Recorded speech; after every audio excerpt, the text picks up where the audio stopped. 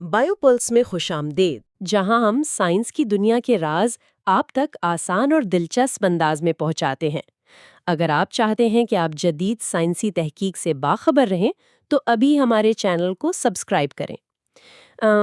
تو آج کا ہمارا موضوع ایک ایسی چیز کے بارے میں ہے جسے ہم سب نے ایک اٹل حقیقت کے طور پر قبول کر لیا ہے۔ بالکل، اور وہ ہے بڑھاپا۔ مطلب ہم سب یہی سوچتے ہیں نا کہ جو پیدا ہوا ہے اس نے بوڑھا تو ہونا ہی ہے۔ ہاں، صحیح کہہ رہے ہیں۔ میرا مطلب ہے ہم اسے زندگی کا ایک قدرتی حصہ سمجھتے ہیں، لیکن آج ہم جس کتاب کا گہرا مطالعہ کر رہے ہیں نا، وہ اس پوری سوچ کو جڑ سے اکھاڑ دیتی ہے۔ آج ہم مشہور سائنسدان ڈیوڈ اے سنکلیئر کی تہلکہ خیز کتاب لائف سپین اور خاص طور پر اس کے پہلے باب ویوا پرائمورڈیم پر تفصیلی بات کرنے والے ہیں۔ اور اس گفتگو کا جو بنیادی مقصد ہے نا، وہ بہت ہی انقلابی ہے۔ ہم یہ سمجھنے کی کوشش کریں گے کہ بڑھاپا کوئی قدرتی مجبوری نہیں ہے۔ دیکھیں، یہ کوئی ایسی چیز نہیں ہے جسے ہمیں بس خاموشی سے برداشت کرنا پڑے۔ تو پھر یہ ہے کیا؟ مطلب اگر یہ قدرتی نہیں ہے تو؟ ڈاکٹر سنکلیئر کے مطابق یہ ایک بیماری ہے، اور اگر کوئی چیز بیماری ہے تو سائنس کی منطق کہتی ہے کہ وہ قابل علاج بھی ہونی چاہیے۔ واقعی؟ مطلب یہ تو پوری ایک پیراڈائم شفٹ ہے۔ ہم کینسر کو بیماری مانتے ہیں، دل کے امراض کو بیماری مانتے ہیں، لیکن بڑھاپے کو ہم نے کبھی اس خانے میں رکھا ہی نہیں۔ بالکل، اور اسی لیے نا اس بیماری کی جڑ تک پہنچنے کے لیے ہمیں تھوڑا وقت میں پیچھے جانا پڑے گا۔ کتنا پیچھے؟ بہت پیچھے، تقریباً 4 ارب سال پیچھے، زمین پر زندگی کی ابتدا کی طرف، جسے ہم جینیسس آف لائف کہتے ہیں۔ اوہ، 4 ارب سال! میں سوچ رہی ہوں کہ اس وقت تو زمین کا ماحول بالکل ہی مختلف ہوگا، ہے نا؟ بہت زیادہ مختلف۔ مطلب آج کی طرح کوئی پرسکون جھیلیں یا آکسیجن سے بھری ہوا نہیں تھی۔ زمین ایک انتہائی گرم، بے رحم اور زہریلی جگہ تھی۔ ہاں، میں نے پڑھا تھا کہ سمندروں کی گہرائیوں میں کچھ گرم تھرمل وینٹس ہوتے تھے۔ بالکل صحیح، وہ جو تھرمل وینٹس تھے نا، وہاں معدنیات اور کیمیائی مادوں کا ایک عجیب سا ملاپ ہو رہا تھا۔ ان گرم چشموں سے نکلنے والی توانائی نے کیمیائی تعاملات کا ایک ایسا سلسلہ شروع کیا جس سے نامیاتی مالیکیولز آپس میں جڑنے لگے۔ اور یہیں سے زندگی کی شروعات ہوئی؟ ہاں، انہی کیمیائی زنجیروں سے بالآخر آر این اے جیسے مالیکیولز بنے، اور پھر ان کے گرد ایک چربیلی جھلی سی بن گئی، جس سے ابتدائی خلیات، جنہیں ہم پروٹوسیلز کہتے ہیں، وہ وجود میں آئے۔ ذرا تصور کریں، 4 ارب سال پہلے کا وہ سخت ماحول۔ یہ سب سن کے مجھے ایک مثال یاد آ رہی ہے۔ یہ تو بالکل ایسا ہی ہے جیسے ایک چلتی ہوئی گاڑی کا انجن مکمل طور پہ خراب ہو جائے۔ اور ڈرائیور کو اسے روکے بغیر ٹھیک کرنا پڑے۔ ہاں، بالکل، کیونکہ اگر گاڑی رکی تو سفر تو وہیں ختم ہو جائے گا نا۔ بہت زبردست مثال دی آپ نے۔ ان ابتدائی خلیوں کے پاس بھی رکنے کا کوئی آپشن نہیں تھا۔ انہیں اس ظالمانہ ماحول میں، جہاں تابکاری بھی تھی، شدید گرمی بھی تھی، خود کو بکھرنے سے بچانا تھا۔ تو انہوں نے یہ کیا کیسے؟ مطلب اتنے شدید دباؤ میں بقا کا راستہ کیسے نکالا؟ یہیں سے تو حیاتیات کا سب سے بڑا معجزہ شروع ہوتا ہے۔ اس ماحول میں ایک خاص قسم کا جاندار ابھرا، جسے کتاب میں ایک نام دیا گیا ہے، میگنا سپرسٹس۔ میگنا سپرسٹس۔ اس کا مطلب شاید عظیم زندہ بچ جانے والا ہوتا ہے نا؟ ہاں، بالکل یہی مطلب ہے، اور یہ کوئی عام جاندار نہیں تھا۔ اس نے بقا کا ایک بڑا ہی انوکھا طریقہ، ایک جینیاتی سرکٹ تیار کر لیا تھا، جو خطرے کو محسوس کر سکتا تھا۔ اچھا، تو جب خطرہ آتا تھا تو یہ کیا کرتا تھا؟ دیکھیں، جب حالات بدترین ہو جاتے، مثلاً پانی کم ہو گیا یا ماحولیاتی دباؤ بڑھ گیا، تو یہ اپنی افزائش نسل کو روک دیتا تھا۔ مطلب اپنی تعداد بڑھانے کا عمل بالکل بند کر دیتا تھا۔ ارے واہ! تو وہ اپنی ساری توانائی وہاں سے ہٹا لیتا تھا؟ بالکل، افزائش نسل میں بہت توانائی لگتی ہے، تو وہ وہاں سے توانائی بچا کر اپنا سارا زور ڈی این اے کی مرمت پر، یعنی ڈی این اے ریپیئر پر لگا دیتا تھا۔ یہ تو بڑی کمال کی اسٹریٹجی ہے۔ مطلب اگر بنیادی کوڈ ہی خراب ہو گیا تو نئی نسل پیدا کرنے کا فائدہ ہی کیا؟ صحیح کہا آپ نے۔ اگر کوڈ تباہ ہے تو اگلی نسل بھی ناکارہ ہوگی۔ اس لیے اس نے تعداد بڑھانے کے بجائے موجودہ وجود کو بچانے کا فیصلہ کیا۔ یہ اس کا ڈیفنس موڈ تھا۔ تو اگر یہ جینیاتی سرکٹ 4 ارب سال پہلے اتنا کامیاب تھا تو کیا ارتقائی سفر طے کرتے ہوئے یہ آج بھی ہمارے اندر موجود ہے؟ یہی تو سب سے دلچسپ بات ہے۔ جی ہاں، یہ آج بھی انسانی جسم کے ہر خلیے میں موجود ہے۔ لیکن یہیں پر ایک ٹریڈ آف ہے، ایک سودے بازی ہے۔ کیسی سودے بازی؟ میں سمجھی نہیں۔ دیکھیے، جو نظام شدید خطرے کے وقت خلیے کی مرمت کر کے ہمیں زندہ رکھتا ہے نا، دراصل وہی نظام طویل مدت میں ہماری جسمانی تنزلی یعنی بڑھاپے کا باعث بنتا ہے۔ مطلب جو چیز ہمیں بچا رہی ہے وہی ہمیں بڑھاپا بھی کر رہی ہے۔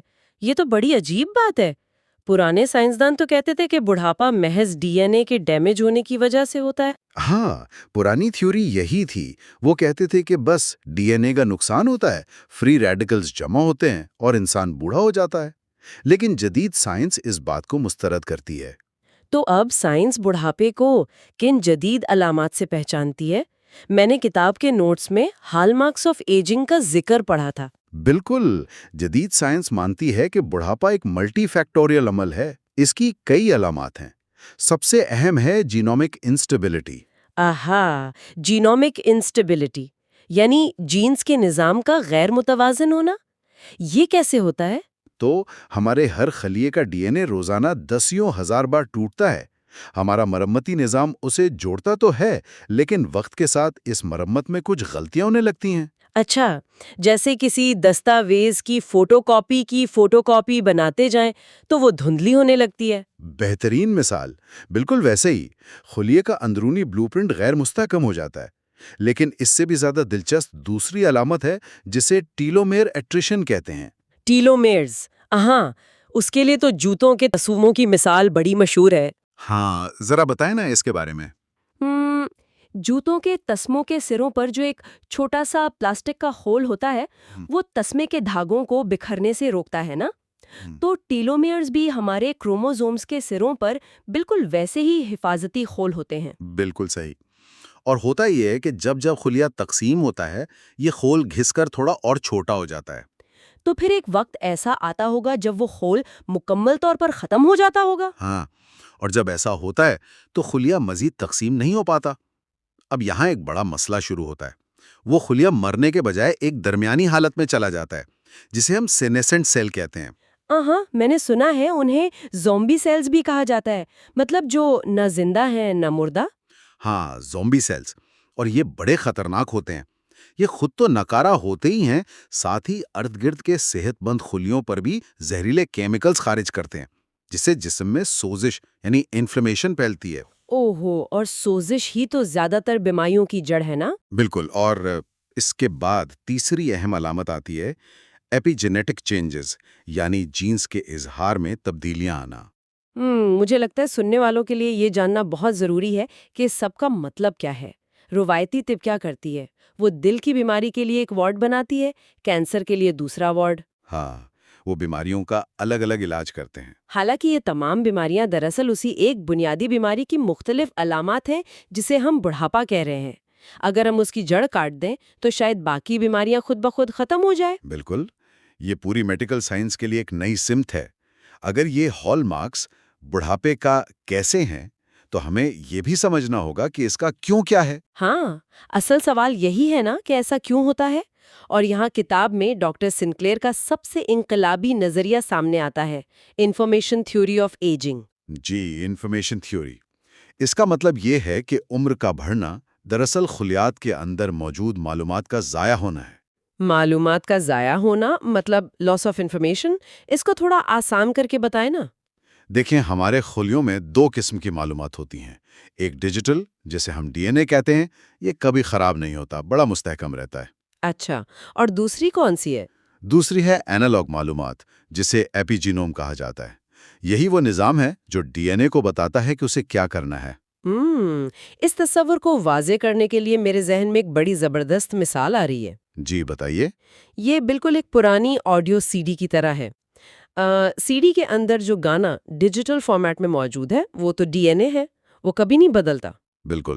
لیکن سی ڈی کی جو بیرونی سطح ہوتی ہے جسے لیزر پڑھتی ہے وہ ایپی جینوم ہے۔ وقت کے ساتھ اس سی ڈی پر خراشیں پڑ جاتی ہیں نا، تو سی ڈی پلیئر گانے کو ٹھیک سے پڑھ نہیں پاتا اور آواز اٹکنے لگتی ہے۔ کیا کمال کی مثال دی ہے آپ نے۔ بالکل ایسا ہی ہوتا ہے۔ خلیوں میں بھی گانا یعنی ڈی این اے بالکل اصلی حالت میں موجود ہے، لیکن باہر کی خراشوں یعنی ایپی جینیٹک شور کی وجہ سے خلیہ اسے پڑھ نہیں پاتا۔ تو اس کا نتیجہ کیا نکلتا ہے؟ خلیے الجھ جاتے ہوں گے۔ ہاں، وہ اپनी शनाख्त भूलने लगते हैं। एक जिगर का खुलिया भूल जाता है कि उसे जिगर का काम करना है। वो उलझन का शिकार हो जाता है और यही शनाख्त का खो जाना असल में बुढ़ापा है। वाह! अच्छा, सीडी वाली इस मिसाल को अगर हम आगे बढ़ाएं तो एक बड़ा अहम सवाल पैदा होता है। जी, क्या सवाल? अगर मसला गाने के मिट जाने का नहीं है बल्कि सिर्फ बैरूनी खराशों का है, तो क्या हमारे पास कोई ऐसा पॉलिश है जो इन खराशों को दोबारा ठीक कर सके? यही तो सबसे बड़ी उम्मीद छुपी है। हमारे जिस्म में बाकायदा ऐसे डिफेंस मैकेनिज्म मौजूद हैं जिन्हें हम लॉन्जेविटी जीन्स या तवील उम्री के जीन्स कहते हैं। अरे वाह! तवील उम्री के जीन्स, ये हमारे अंदर ही मौजूद हैं। बिल्कुल, और उनमें एक खास फैमिली है जिसे सिर्टुइन्स कहा जाता है। सर्टुइन्स, इनका क्या काम होता है जिस्म में? ये खामोश मुहाफिज हैं। हम्म, ये एपिजीनोम को कंट्रोल करते हैं और इस बात को यकीनी बनाते हैं कि सीडी को सही से पढ़ा जाए। लेकिन इनके साथ एक मसला है। क्या मसला? वो ये कि जब भी डीएनए को नुकसान पहुंचता है, यानी डीएनए डैमेज होता है, तो ये अपने असल काम से भटक जाते हैं। मुझे याद आया, हम उन्हें फायर फाइटर्स की तरह भी सोच सकते हैं ना? हाँ हाँ, बिल्कुल। जरा वजाहत करें इसकी।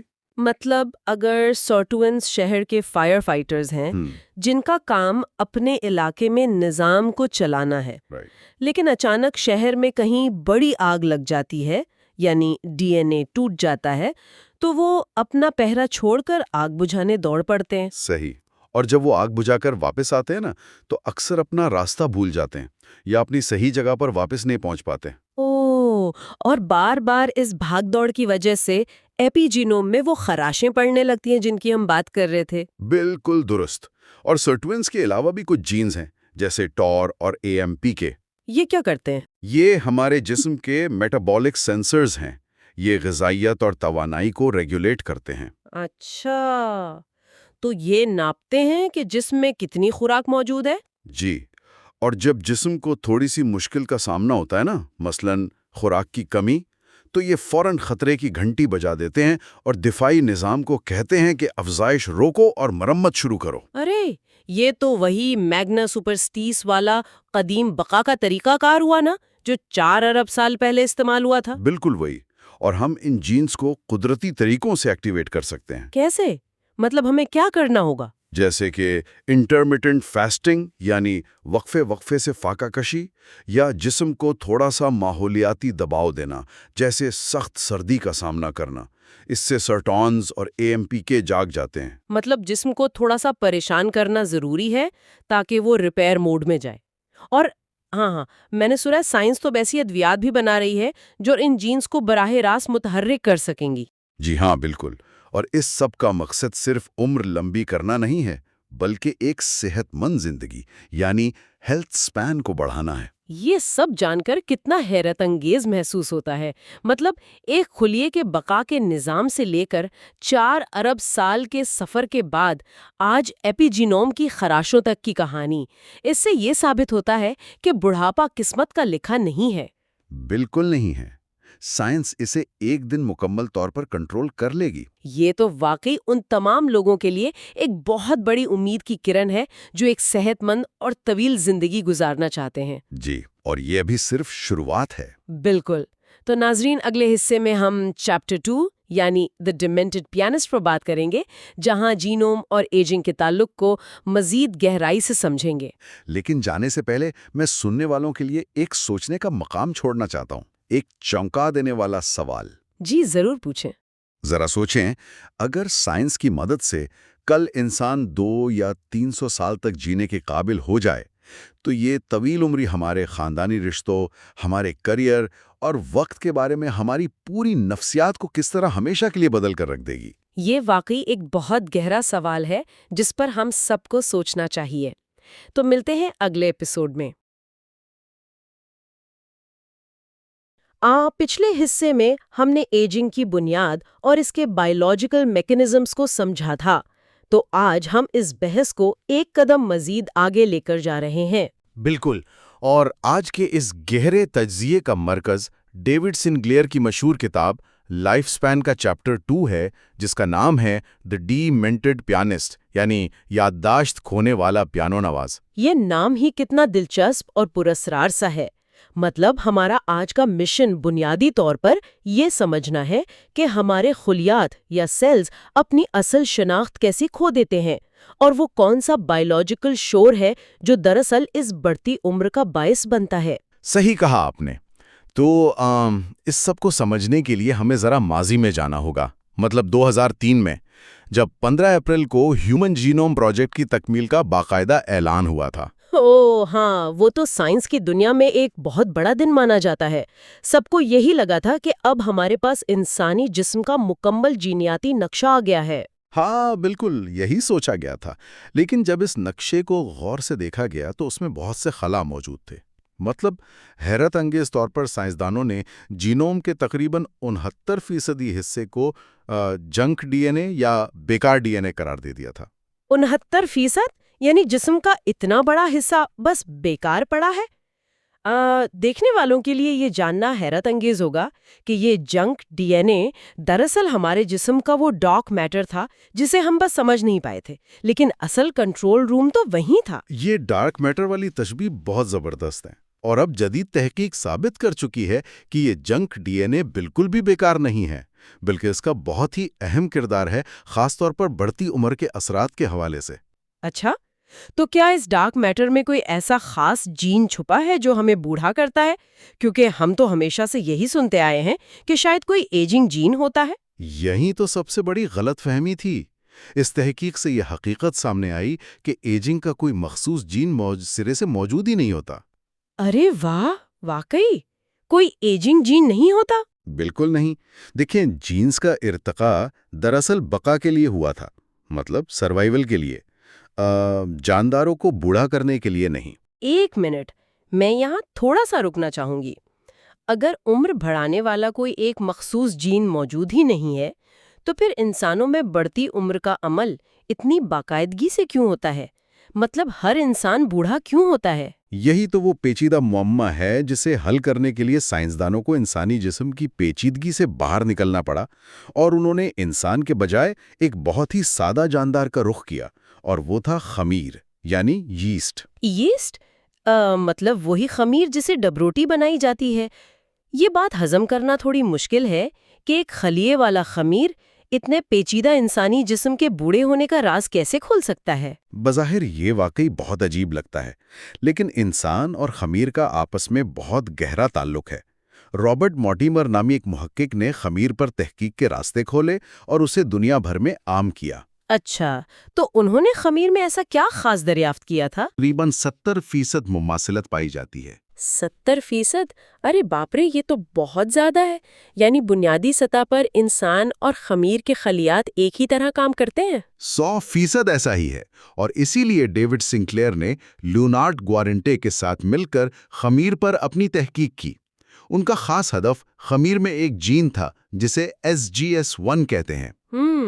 میں نے پڑھا تھا کہ یہ وہی جین ہے جس کی خرابی سے انسانوں میں ورنر سنڈروم ہوتا ہے اور انسان بہت کم عمری میں تیزی سے بوڑھا ہونے لگتا ہے۔ جی بالکل۔ جب انہوں نے خمیر میں اس جین پر تحقیق کی تو انہیں خلیے کے اندر ایک انتہائی قدیم نظام ملا جسے سروائیول سرکٹ یا بقا کا سرکٹ کہا جاتا ہے۔ بقا کا سرکٹ؟ ہاں، یہ نام سن کر ایسا لگتا ہے جیسے کوئی ایمرجنسی سسٹم ہو۔ یہ اربوں سال پہلے کے جانداروں میں کیسے کام کرتا تھا؟ دیکھیں، اربوں سال پہلے زمین کے حالات بہت سخت تھے، تو یہ سرکٹ جانداروں کو زندہ رکھنے کے لیے بنا تھا۔ جب حالات خراب ہوتے تو یہ سرکٹ خلیے کی افزائش کو روک دیتا اور ساری توانائی خلیے کی مرمت پر لگا دیتا۔ اوہ، یعنی یہ ایک طرح کا ڈیفنس میکینزم تھا۔ لیکن اس خمیر کی تحقیق اور اس قدیم سرکٹ سے ہمیں انسانی ایجنگ کے بارے میں کیا پتا چلا؟ یہاں سے عمر رسیدگی کا ایک بالکل نیا نظریہ جنم لیتا ہے جسے the information theory of ageing کہا جاتا ہے۔ اس کے مطابق بڑھاپا جینز کی خرابی نہیں ہے، بلکہ یہ معلومات کے ضائع ہونے کا نام ہے۔ معلومات کا ضائع ہونا، یعنی ہمارے خلیات کے اندر جو ڈیٹا ہے وہ کرپٹ ہونے لگتا ہے۔ بالکل، ہمارے خلیوں میں دو طرح کی معلومات ہوتی ہیں، ایک ڈیجیٹل جو کہ ہمارا ڈی این اے ہے، اور دوسری اینالوگ جسے ایپی جینیٹکس کہا جاتا ہے۔ یہ ایپی جینیٹکس کیا بلا ہے؟ اگر میں اسے آسان الفاظ میں سمجھنا چاہوں تو دیکھیں، ایپی جینیٹکس دراصل وہ نظام ہے جو کنٹرول کرتا ہے کہ خلیے کے اندر کون سا جین کب آن ہوگا اور کب آف۔ اچھا، تو اسی وجہ سے ایک آنکھ کا خلیہ اور دل کا خلیہ الگ الگ کام کرتے ہیں، حالانکہ دونوں کے پاس ڈی این اے تو ایک ہی ہوتا ہے نا؟ بالکل صحیح پکڑا آپ نے۔ وقت کے ساتھ یہی اینالاگ معلومات یا ایپی جینیٹکس خراب ہونے لگتی ہیں، اور اسی خرابی کی وجہ سے خلیات اپنی شناخت کھو دیتے ہیں۔ اور میرے خیال میں یہی وہ مقام ہے جہاں اس چیپٹر کے عنوان "دی ڈیمنٹڈ پیانسٹ" کی تشبیہ بالکل فٹ بیٹھتی ہے۔ ہاں، وہ تشبیہ بہت ہی شاندار ہے، ذرا بتائیں اس کے بارے میں۔ دیکھیں، اگر ہم یہ فرض کر لیں کہ ڈی این اے ایک پیانو کے کی بورڈ کی طرح ہے، تو ایپی جینیٹکس وہ پیانو نواز ہے جو اس پر دھن بجاتا ہے۔ بالکل، اور ہر خلیے کا پیانو نواز ایک الگ دھن بجا رہا ہے۔ ہاں، اب عمر بڑھنے کے ساتھ پیانو خراب نہیں ہوتا، کیز وہیں رہتی ہیں، لیکن پیانو نواز دھن بھولنے لگتا ہے اور بے سری آوازیں نکالنے لگتا ہے، جسے ہم حیاتیاتی زوال یا ایجنگ کہتے ہیں۔ کیا خوبصورت طریقے سے آپ نے اسے بیان کیا۔ ڈی این اے سلامت رہتا ہے لیکن ایپی جینیٹکس کا نظام گڑبڑا جاتا ہے۔ اب سوال یہ پیدا ہوتا ہے کہ آخر اس پیانو نواز کو کون سی چیز پریشان کرتی ہے؟ ہاں، یہ واقعی ایک بہت اہم سوال ہے۔ مطلب وہ کون سی مداخلت ہے جس کی وجہ سے وہ اپنی دھن بھولنے پر مجبور ہو جاتا ہے؟ اس کا سیدھا سا جواب ہے ہمارے ڈی این اے کو روزمرہ پہنچنے والا نقصان، جسے ڈی این اے ڈیمیج کہتے ہیں۔ ڈی این اے ڈیمیج مطلب سورج کی شعاعیں، تابکاری اور کیمیکلز وغیرہ سے جو نقصان ہوتا ہے؟ ہاں بالکل، اب ہمارے جسم میں اس نقصان سے نمٹنے کے لیے سرٹونز نامی انزائمز ہوتے ہیں۔ یہ سرٹونز ایپی جینیٹک ریگولیٹرز ہیں جو خلیات کے کنٹرول سسٹم میں سب سے اوپر بیٹھے ہیں۔ اچھا، تو سرٹونز اس پیانو نواز کے باس ہیں ایک طرح سے۔ ان کا اصل کام کیا ہوتا ہے؟ ان کا اصل کام جینز کو کنٹرول کرنا اور ایپی جینیٹک نظام کو مستحکم رکھنا ہے، لیکن ان کا کردار دوہرا ہے۔ جیسے ہی ڈی این اے کو نقصان پہنچتا ہے، یہ اپنا اصل کام چھوڑ کر ڈی این اے کی مرمت کے لیے بھاگتے ہیں۔ اوہ، ایک منٹ، تو جب یہ مرمت کے لیے بھاگتے ہیں تو پیچھے پیانو کو کون سنبھالتا ہے؟ یہی تو مسئلہ ہے، پیچھے کوئی نہیں ہوتا، اور مرمت کے بعد بسا اوقات یہ سرٹونز اپنی اصل جگہ پر واپس بھی نہیں آتے، وہ راستہ بھول جاتے ہیں۔ ارے واہ، تو اس کا مطلب ہے کہ جو جینز آف ہونے چاہیے تھے وہ آن ہو جاتے ہیں اور خلیے میں گڑبڑ شروع ہو جاتی ہے۔ 100% ایسا ہی ہے، اور اس گڑبڑ کو سائنس کی زبان میں ایپی جینیٹک شور یا ایپی جینیٹک نوائز کہا جاتا ہے۔ ایپی جینیٹک شور، کتاب میں اسے سمجھانے کے لیے ایک بڑی مزیدار مثال دی گئی ہے، ہالیڈے لائٹس والی۔ ہاں، ذرا وہ مثال شیئر کریں، وہ بہت زبردست ہے۔ اس میں بتایا گیا ہے کہ اگر ڈی این اے کو کسی پاور ساکٹ میں لگا دیا جائے تو اس کے گرد لپٹے ہوئے ہسٹونز بالکل چھٹیوں پر لگائی جانے والی آرائشی روشنیوں کی طرح جلنے اور بجھنے لگیں گے۔ بالکل، وہ ہالیڈے لائٹس کی طرح بے ہنگم ٹمٹماتے ہیں، خلیے کا پورا کنٹرول سسٹم دھرم برم ہو جاتا ہے۔ مجھے تو اس میں ایک بہت تلخ حقیقت نظر آ رہی ہے۔ اس کا مطلب ہے کہ ہمارا اپنا دفاعی نظام جو ہمیں بچانے کے لیے ڈی این اے کی مرمت کرنے دوڑتا ہے، وہی طویل المدتی بنیادوں پر ہمارے بوڑھے ہونے کا سبب بن رہا ہے۔ ہاں، بدقسمتی سے یہی سچ ہے۔ یہ تو بقا کی ایک بہت بڑی قیمت ہے جو جسم ادا کر رہا ہے۔ ہم کینسر اور بیماریوں سے تو بچ جاتے ہیں، لیکن اس کے بدلے میں بوڑھے ہو جاتے ہیں۔ بالکل، ارتقاء کو بس اس بات سے غرض ہے کہ جاندار افزائش نسل کی عمر تک زندہ رہے۔ بڑھاپے میں اس کے ساتھ کیا ہوتا ہے، قدرت کو اس سے کوئی خاص فرق نہیں پڑتا۔ یہ کافی مایوس کن بات لگتی ہے۔ تو اگر انسانوں میں بقا کے اس نظام کی وجہ سے ایپی جینیٹک شور پیدا ہوتا ہے، تو کیا فطرت میں اس سے بچنے کا کوئی طریقہ موجود ہے؟ کیا کوئی ایسے جاندار ہیں جو بوڑھے نہیں ہوتے؟ خوش قسمتی سے فطرت میں ایسی مثالیں موجود ہیں جہاں عمر کا بڑھنا نہ ہونے کے برابر ہے۔ ان میں برسٹل کارن پائن کے درخت ہیں، بو ہیڈ ویلز ہیں، اور کچھ مخصوص جیلی فش ہیں۔ اچھا، برسٹل کارن پائن کے درخت، یہ تو ہزاروں سال زندہ رہتے ہیں نا؟ جی ہاں، اور بو ہیڈ ویلز 200 سال سے زیادہ جیتی ہیں۔ یہ جاندار اپنے خلیات کی کارکردگی اور ایپی جینیٹک استحکام کو برقرار رکھنے کی حیرت انگیز صلاحیت رکھتے ہیں۔ ارے واہ، مطلب ان کا پیانو نواز کبھی دھن نہیں بھولتا، ان کے سرٹونز مرمت کے بعد بالکل ٹھیک جگہ پر واپس آ جاتے ہیں۔ بالکل، ان کے اندر ایپی جینیٹک شور نہ ہونے کے برابر ہوتا ہے، اور سب سے اہم بات یہ ہے کہ ماہرین کے مطابق ہم انسان بھی اس کو کنٹرول کر سکتے ہیں۔ اچھا، انسان کیسے کنٹرول کر سکتے ہیں؟ کیا کوئی طریقہ ہے ان سرٹونز کو صحیح جگہ پر رکھنے کا؟ ہاں، اس کے لیے ایک حیاتیاتی تصور کا استعمال کیا جاتا ہے جسے ہارمیسس کہتے ہیں۔ हार्मेसिस का मतलब है जिस्म पर हल्का और कंट्रोल्ड दबाव डालना। हर्मेसिस जैसे वर्जिश करना या वक्फे वक्फे से रोजे रखना, जिसे इंटरमिटेंट फास्टिंग कहते हैं। 100% दुरुस्त।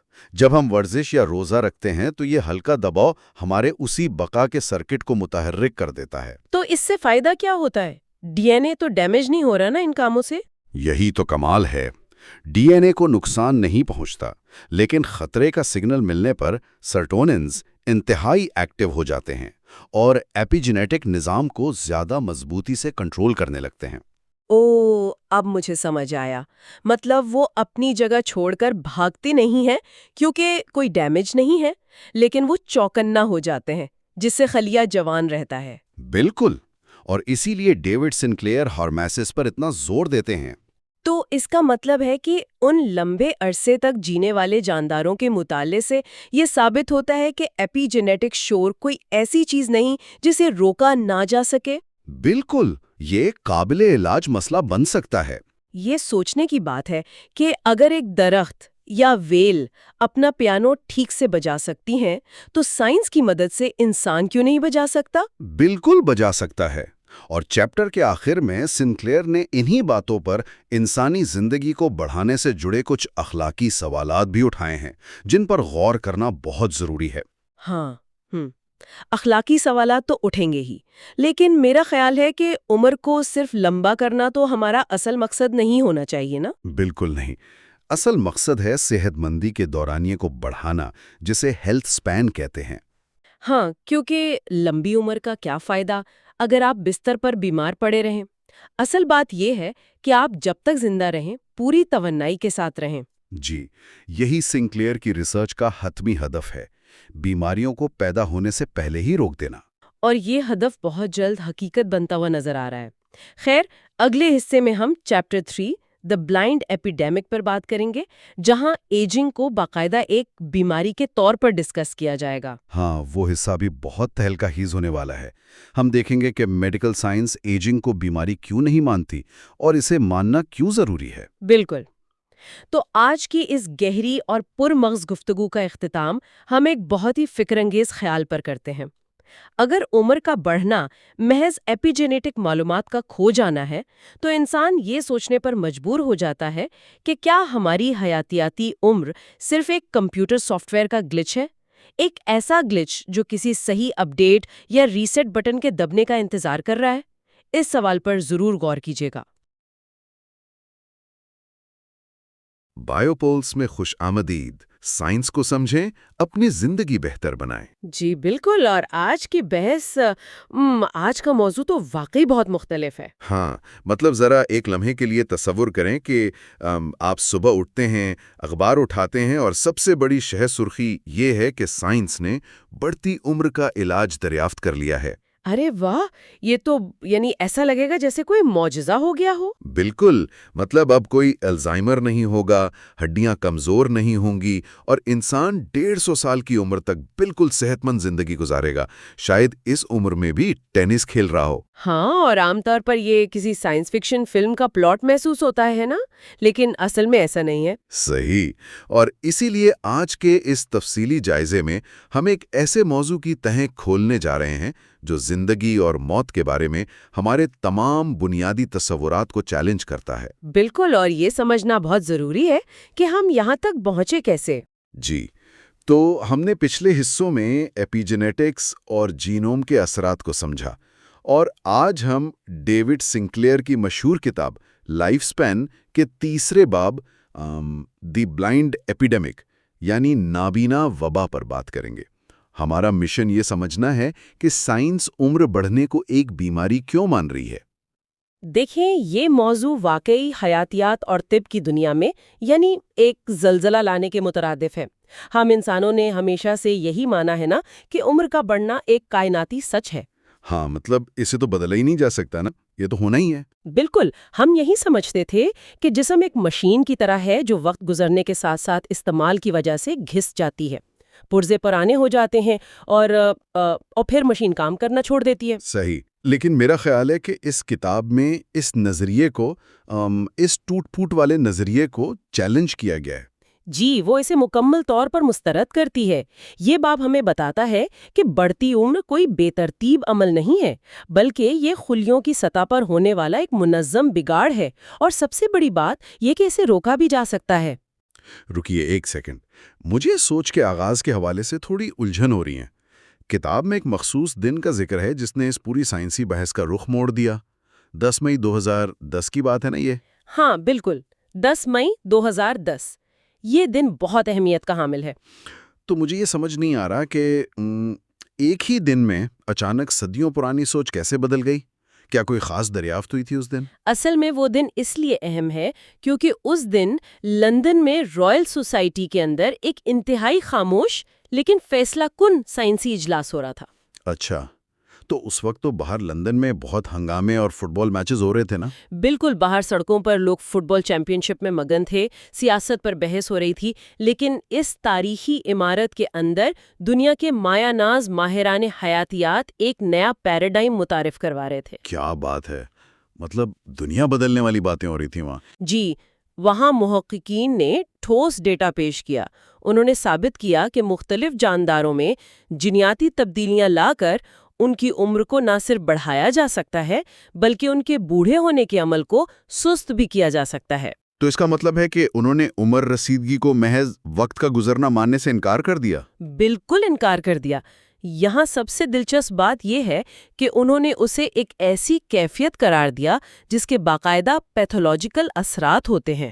ایک منٹ، اس سے پہلے کہ ہم مزید آگے بڑھیں، ہمارے سننے والوں کے لیے اس پیتھولوجیکل اثرات کی تھوڑی وضاحت کر دیں، کیونکہ عام فہم میں تو پیتھولوجی کا مطلب کسی وائرس یا بیکٹیریا کا حملہ ہوتا ہے نا؟ ہاں، یہ کنفیوژن اکثر ہوتی ہے۔ تو عمر بڑھنے میں تو کوئی وائرس حملہ نہیں کر رہا، تو اس کے اثرات پیتھولوجیکل کیسے ہوئے؟ یہ تو بڑی عجیب بات ہے۔ میں بتاتی ہوں، یہ بہت اہم سوال ہے۔ میڈیکل سائنس میں پیتھولوجیکل اثرات کا مطلب محض کسی بیرونی جراثیم کا حملہ نہیں ہے۔ اچھا، تو پھر کیا مطلب ہے اس کا؟ اس کا مطلب ہے ہر وہ عمل جو جسم کے نارمل افعال کو ایکٹیولی یعنی فعال طور پر نقصان پہنچائے، ٹیشوز کو تباہ کرے اور بیماری کی کیفیت پیدا کرے۔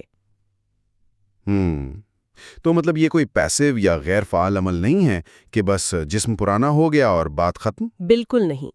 رائل سوسائٹی کی اس میٹنگ میں یہی بات تو سامنے آئی کہ یہ خلیوں کے اندر چلنے والا ایک ایسا تباہ کن پروسیس ہے جو بالکل کسی وائرس کی طرح آپ کے اعضاء کو کھوکھلا کرتا ہے۔ تو اگر یہ ایک تباہ کن پروسیس ہے تو اس کے پیچھے اصل میکانزم کیا ہے؟ مطلب اگر کوئی بیکٹیریا نہیں ہے، کوئی وائرس نہیں ہے، تو جسم کے اندر ایسا کیا ٹوٹ رہا ہے جو ہمیں بوڑھا کر رہا ہے؟ اس کا جواب اس کتاب کے سب سے بنیادی نظریے میں چھپا ہے، جسے انفارمیشن تھیوری آف ایجنگ یعنی بڑھتی عمر کا معلوماتی نظریہ کہا جاتا ہے۔ Information theory? ہاں، اس کو سمجھنے کے لیے میرا خیال ہے ہمیں ڈی این اے اور ایپی جینوم کے فرق کو دیکھنا ہوگا۔ بالکل درست۔ آپ کا ڈی این اے ایک ڈیجیٹل معلومات کا ذخیرہ ہے اور ایپی جینوم وہ سسٹم ہے جو اس ڈی این اے کو پڑھتا ہے۔ مجھے یاد ہے پچھلے جائزے میں ہم نے اس پر تھوڑی سی بات کی تھی، لیکن اسے مزید آسان بناتے ہیں۔ کیا ہم اسے ایک ڈی وی ڈی ڈسک کی مثال سے سمجھ سکتے ہیں؟ میں نے کہیں پڑھا تھا یہ۔ ہاں، یہ تشبیہ اس عمل کو سمجھنے کے لیے بہترین ہے۔ تصور کریں کہ آپ کا ڈی این اے ایک ڈی وی ڈی ڈسک ہے جس پر ایک شاندار فلم ڈیجیٹل فارمیٹ میں محفوظ ہے۔ صحیح، اور یہ معلومات تو کبھی ختم نہیں ہوتی، وہ تو ڈسک پر ہی رہتی ہیں۔ بالکل۔ اب آپ کا ایپی جینوم وہ ڈی وی ڈی پلیئر ہے یا اس کا وہ لینز ہے جو اس ڈسک کو پڑھ کر اسکرین پر فلم چلاتا ہے۔ اچھا، تو جب ہم جوان ہوتے ہیں تو وہ ڈسک بالکل صاف ہوتی ہے اور پلیئر اس کی ہر لائن کو بالکل درست پڑھتا ہے؟ جی، یعنی ایک جلد کے خلیے کو پتہ ہوتا ہے کہ اسے جلد کا خلیہ بن کر رہنا ہے اور دل کے خلیے کو پتہ ہوتا ہے کہ اسے دھڑکنا ہے۔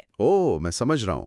تو جیسے جیسے وقت گزرتا ہے اس ڈی وی ڈی پر خراشیں پڑنا شروع ہو جاتی ہیں، مطلب ماحولیاتی اثرات کی وجہ سے؟ اسی طرح سورج کی شعاعیں، آلودگی، غیر صحت بخش خوراک اور روزمرہ کے ماحولیاتی دباؤ کی وجہ سے اس ڈسک پر خراشیں پڑتی ہیں۔ اسے حیاتیات کی زبان میں ایپی جینیٹک نوائز کہتے ہیں۔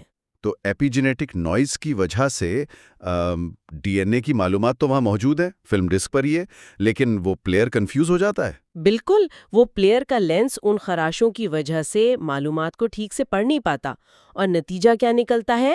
خلیے اپنی شناخت بھولنا شروع کر دیتے ہیں۔ یعنی وہ بھول جاتے ہیں کہ انہیں کرنا کیا ہے۔ جی، ایک جلد کا خلیہ یہ بھول جاتا ہے کہ اسے جلد کیسے بنانی ہے، اور وہ جھریاں پیدا کرنے لگتا ہے۔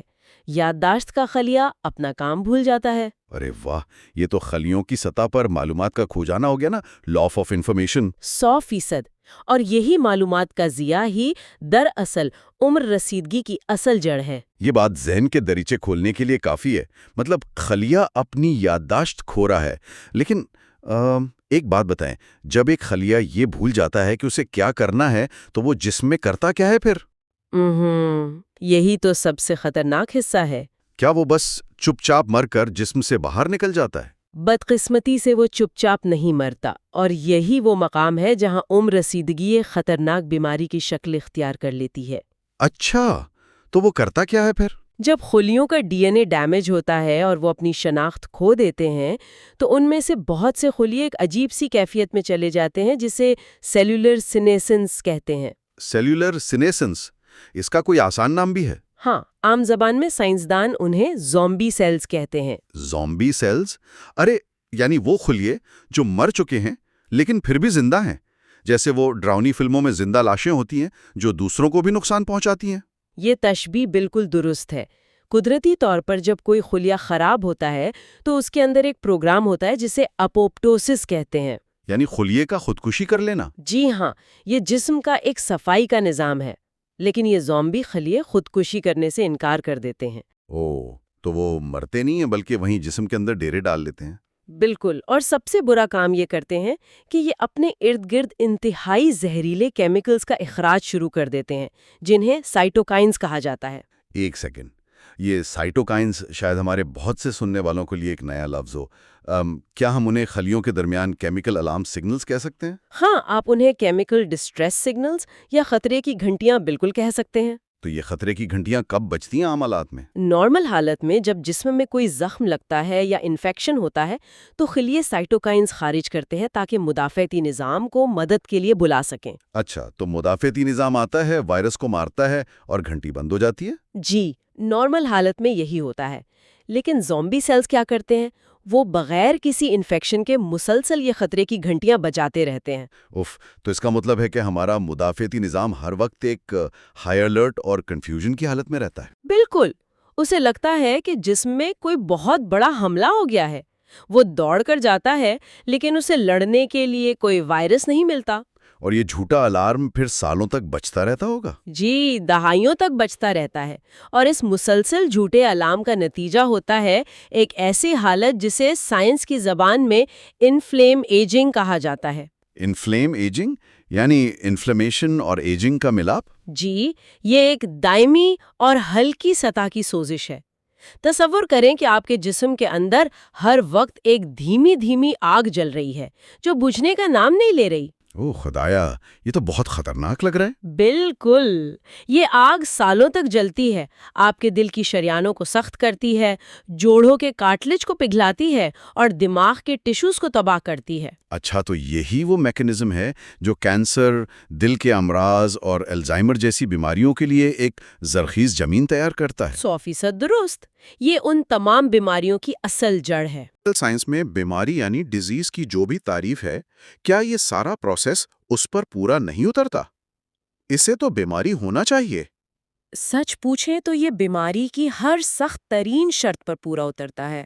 اس کو سمجھنے کے لیے کتاب میں لا آف ہیومن مورٹیلٹی یا انسانی اموات کے قانون کا حوالہ دیا گیا ہے۔ لا آف ہیومن مورٹیلٹی، یہ کیا بتاتا ہے ہمیں؟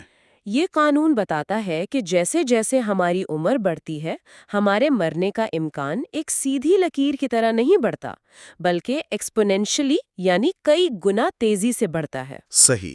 اور سائنس کے نزدیک بیماری کی تعریف بھی تو یہی ہے نا، کہ وہ جسم کے افعال کو خراب کرے اور موت کی طرف لے جائے۔ بالکل، اور عمر بڑھنے کا عمل یہ سب کچھ کر رہا ہے، لیکن پھر بھی میڈیکل کی کتابیں اسے بیماری ماننے سے انکاری ہیں۔ یہی تو عجیب بات ہے، مطلب اگر یہ بیماری کی ہر شرط پوری کر رہی ہے تو پھر ڈاکٹرز اسے بیماری کیوں نہیں مانتے؟ ورلڈ ہیلتھ آرگنائزیشن کی فہرست میں یہ بیماری کیوں نہیں ہے؟ یہ تو سراسر لاجک کے خلاف ہے۔ دیکھیں، اس کی وجہ انتہائی تکنیکی اور تھوڑی سی حیران کن بھی ہے۔ میڈیکل کمیونٹی کا ایک پرانا اصول ہے کہ کوئی بھی ایسی حالت جو کسی آبادی کے 50% سے زیادہ حصے کو متاثر کرے اسے نارمل سمجھ لیا جاتا ہے۔ ہیں؟ 50% سے زیادہ؟ جی، چونکہ بڑھتی عمر روئے زمین پر موجود ہر ایک انسان کو متاثر کرتی ہے، یعنی 100% آبادی اس سے گزرتی ہے، اس لیے اسے ایک فطری عمل کہہ دیا گیا، بیماری نہیں۔ مجھے معاف کیجیے گا لیکن یہ تو انتہائی مذکّخیز منطق ہے۔ ہاں، بظاہر تو ایسا ہی لگتا ہے۔ مطلب صرف اس لیے کہ کوئی تباہ کن چیز سب کے ساتھ ہو رہی ہے ہم اسے نارمل کیسے مان سکتے ہیں؟ فرض کریں کل ہم خلا میں سفر کرتے ہوئے ایک نئے سیارے پر جاتے ہیں۔ اچھا، وہاں کے سبھی انسان 150 سال تک بالکل صحت مند جیتے ہیں، لیکن پھر اچانک اس سیارے پر ایک عجیب سی صورتحال پیدا ہوتی ہے کہ ہر انسان کو 70 سال کی عمر میں ایک خاص قسم کا بگاڑ شروع ہو جاتا ہے۔ یعنی وہ بوڑھے ہونے لگتے ہیں؟ ہاں، ان کی ہڈیاں بھربری ہونے لگتی ہیں، یادداشت ختم ہونے لگتی ہے اور وہ مرنے لگتے ہیں۔ تو اگر یہ وہاں کی 100% آبادی کے ساتھ بھی ہو تو کیا وہ لوگ اسے نارمل مان کے گھر بیٹھ جائیں گے؟ بالکل نہیں، وہ تو اسے ایک وبا سمجھیں گے۔ ظاہر ہے وہ چیخ اٹھیں گے کہ خوفناک بیماری نے ہماری نسل پر حملہ کر دیا ہے۔ وہ یقیناً لیبارٹریوں کا رخ کریں گے۔ تو ہم آج اپنی دنیا میں اسے صرف عادت کی وجہ سے کیوں قبول کر رہے ہیں؟ آپ نے بالکل ڈیوڈ سنکلیئر کے دل کی بات کہہ دی ہے۔ یہ محض ہماری عادت، سماجی قبولیت اور صدیوں کی بنی ہوئی ذہنیت کا نتیجہ ہے۔ ہم اسے اپنا مقدر مان چکے ہیں۔ اور میرا خیال ہے کہ اس باب کا نام دی بلائنڈ ایپیڈیمک بھی اسی لیے رکھا گیا ہے نا؟ جی بالکل، یہ ایک ایسی نابینا وبا ہے جو ہمارے سامنے روزانہ کروڑوں جانیں لے رہی ہے، لیکن ہم اندھے ہو کر اسے محض وقت کا تقاضا سمجھ رہے ہیں۔ تو اگر ہم اسے بیماری نہیں مانتے تو آج کا ہمارا جو اتنا بڑا میڈیکل سسٹم ہے وہ کر کیا رہا ہے پھر؟ ہم ہسپتالوں میں عمر رسیدگی کا تو علاج نہیں کرتے، ہم تو کینسر کے وارڈ میں جاتے ہیں یا کارڈیولوجی میں جاتے ہیں۔ اور یہی آج کے طبی نظام کی سب سے بڑی خامی ہے، جسے کتاب میں بڑی تنقید کا نشانہ بنایا گیا ہے۔ ہم بیماریوں کا علاج نہیں کر رہے ہیں، ہم صرف ان کی علامات یا سمٹمز کا علاج کر رہے ہیں۔ اچھا، مطلب ہم جڑ کو چھوڑ کر پتوں پر دوائی چھڑک رہے ہیں۔ بالکل۔ آج کی میڈیکل سائنس ایک وقت میں ایک بیماری کے پیچھے بھاگتی ہے۔ کتاب اس موجودہ طریقہ کار کو ویکے مول میڈیسن کا نام دیتی ہے۔ ویکے مول؟ اچھا، کیا آپ نے کبھی وہ گیم دیکھی ہے؟ جی، وہ آرکیڈز والی مشہور گیم۔ بالکل، مجھے اب سمجھ آیا، یہ تشبیہ تو بالکل پرفیکٹ ہے۔ اس گیم میں ایک بورڈ میں بہت سے سوراخ ہوتے ہیں، ایک سوراخ سے ایک سر ابھرتا ہے، آپ فوراً اسے ہتھوڑے سے مارتے ہیں تو اسی وقت کسی دوسرے سوراخ سے نیا سر نکل آتا ہے۔ جی، آپ ایک کو دباتے ہیں تو دوسرا نکل آتا ہے۔ تو آپ کا مطلب ہے کہ ہماری میڈیکل سائنس بالکل یہی ہتھوڑا چلا رہی ہے؟ ایک مریض کا کینسر ہم بہت مشکل سے ختم کرتے ہیں تو کچھ ہی عرصے بعد اسی مریض کو دل کا دورہ پڑ جاتا ہے۔ بالکل درست، کیونکہ ہم صرف شاخیں کاٹ رہے ہیں، جڑ کو ہم نے وہیں چھوڑ دیا ہے۔ کینسر، دل کی بیماریاں اور الزائمر الگ الگ بیماریاں نہیں ہیں۔ تو پھر یہ کیا ہیں؟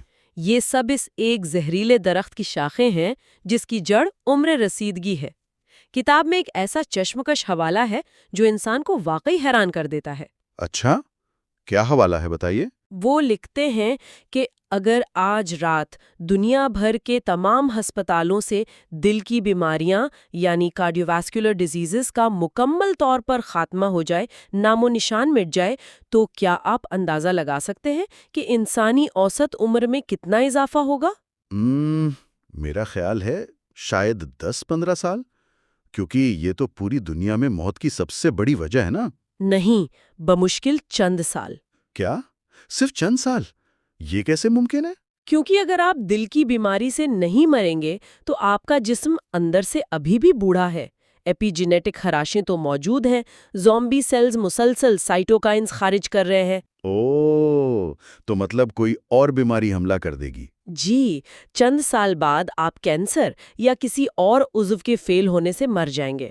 جب تک آپ اس ویک اے مول گیم کی مین پاور سپلائی یعنی بڑھتی عمر کو بند نہیں کریں گے، نئی بیماریاں نکلتی رہیں گی۔ یہ بات بہت گہری ہے اور واقعی سوچنے کا ایک نیا زاویہ دیتی ہے، لیکن अगर मैं इसे एक आम सुनने वाले की नज़र से देखूं, तो मेरे ज़हन में एक प्रैक्टिकल सा सवाल उभरता है। जी जरूर। अगर फ़र्ज़ करें कल सुबह वर्ल्ड हेल्थ ऑर्गेनाइजेशन इसे एक बीमारी का लेबल दे भी दे, तो इससे मेरी या आपकी आम जिंदगी पर क्या फ़र्क पड़ेगा? क्या ये महज किताबों में अल्फाज बदलने की बहस नहीं है? नहीं, ये हरगिज सिर्फ अल्फाज की बहस नहीं है। इस एक छोटे से लेबल के बदलने से आली मईशत, फंडिंग के खरबों डॉलर्स और अस्पतालों के तरीकाकार में इनकलाब आ जाएगा। वो कैसे? मतलब फंडिंग का इससे क्या ताल्लुक है? जरा मौजूदा निजाम को देखें। कोई भी दवा साज कंपनी या कोई हुकूमत किसी ऐसी चीज का इलाज ढूंढने के लिए फंड्स नहीं दे सकती जिसे कानून एक फितरी अमल मानता हो। अच्छा, तो यानी कानून आड़े आ जाता है। बिल्कुल।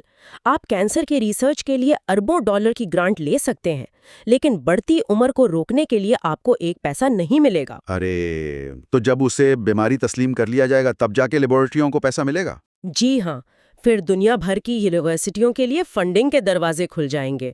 इसका मतलब ये है कि जब आप अगली दहाई में अपने डॉक्टर के पास जाएंगे, तो वो आपको ब्लड प्रेशर की एक गोली और जोड़ों के दर्द की दूसरी गोली नहीं देगा। तो फिर क्या देगा? कोई जादुई दवा? वो आपको एक ऐसी सेल्यूलर रीसेट थेरेपी देगा जो आपके एपिजीनोम को दोबारा जवान कर देगी और वो तमाम बीमारियां सिरे से पैदा ही नहीं होंगी। उफ, ये तो मेडिसिन की पूरी दुनिया को उलट देने वाली बात है। तो इस पूरी बहस का, इस नाबीना वबा के नज़रिए का लुब-लुबाब ये है कि हम एक ऐसी सूरत हाल के कैदी नहीं हैं जिसे बदला ना जा सके। बिल्कुल सही कहा आपने।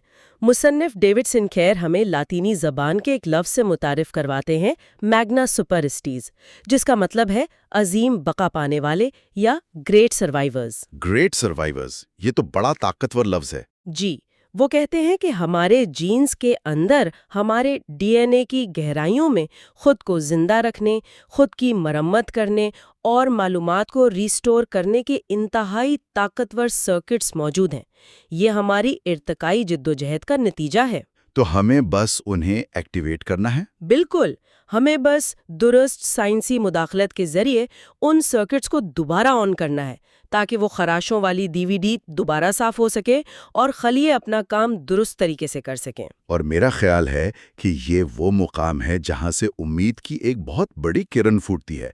हम बेबस नहीं हैं। जी बिल्कुल, हम बिल्कुल भी बेबस नहीं हैं। अब जबकि हमने समझ लिया है कि मसला क्या है, एपिजेनेटिक मालूमात कैसे खो रही हैं और ये ज़ॉम्बी सेल्स जिस्म के अंदर क्या तबाही मचा रहे हैं, तो अगला मंतकी कदम ये जानना है कि हम इस अमल को कैसे सुस्त कर सकते हैं। हाँ, ये जानना सबसे अहम है।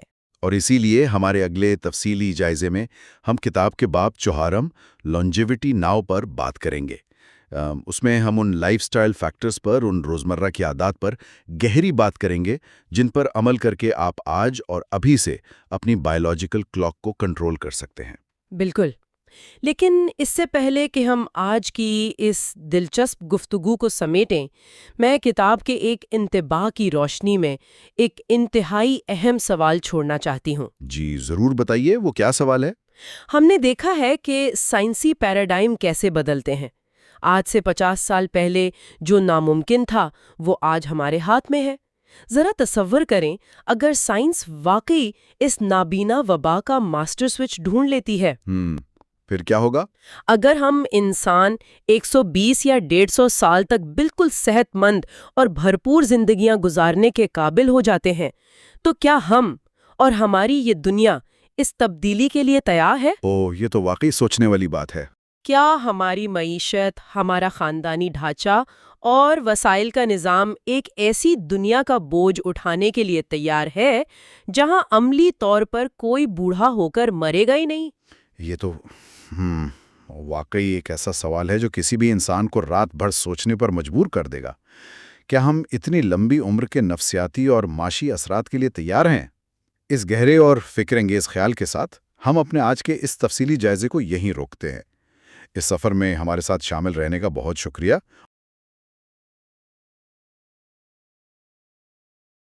आज की ये गहरी गुफ्तगू, मतलब हमारा ये डीप डाइव, एक ऐसे मौजू पर है जो हम सब की ज़िंदगी बदल सकता है। بالکل، اور پچھلی نشست میں ہم نے جس بات پر بحث کی تھی نا، اس نے تو مطلب صدیوں پرانے عقیدے کو ہلا کے رکھ دیا تھا۔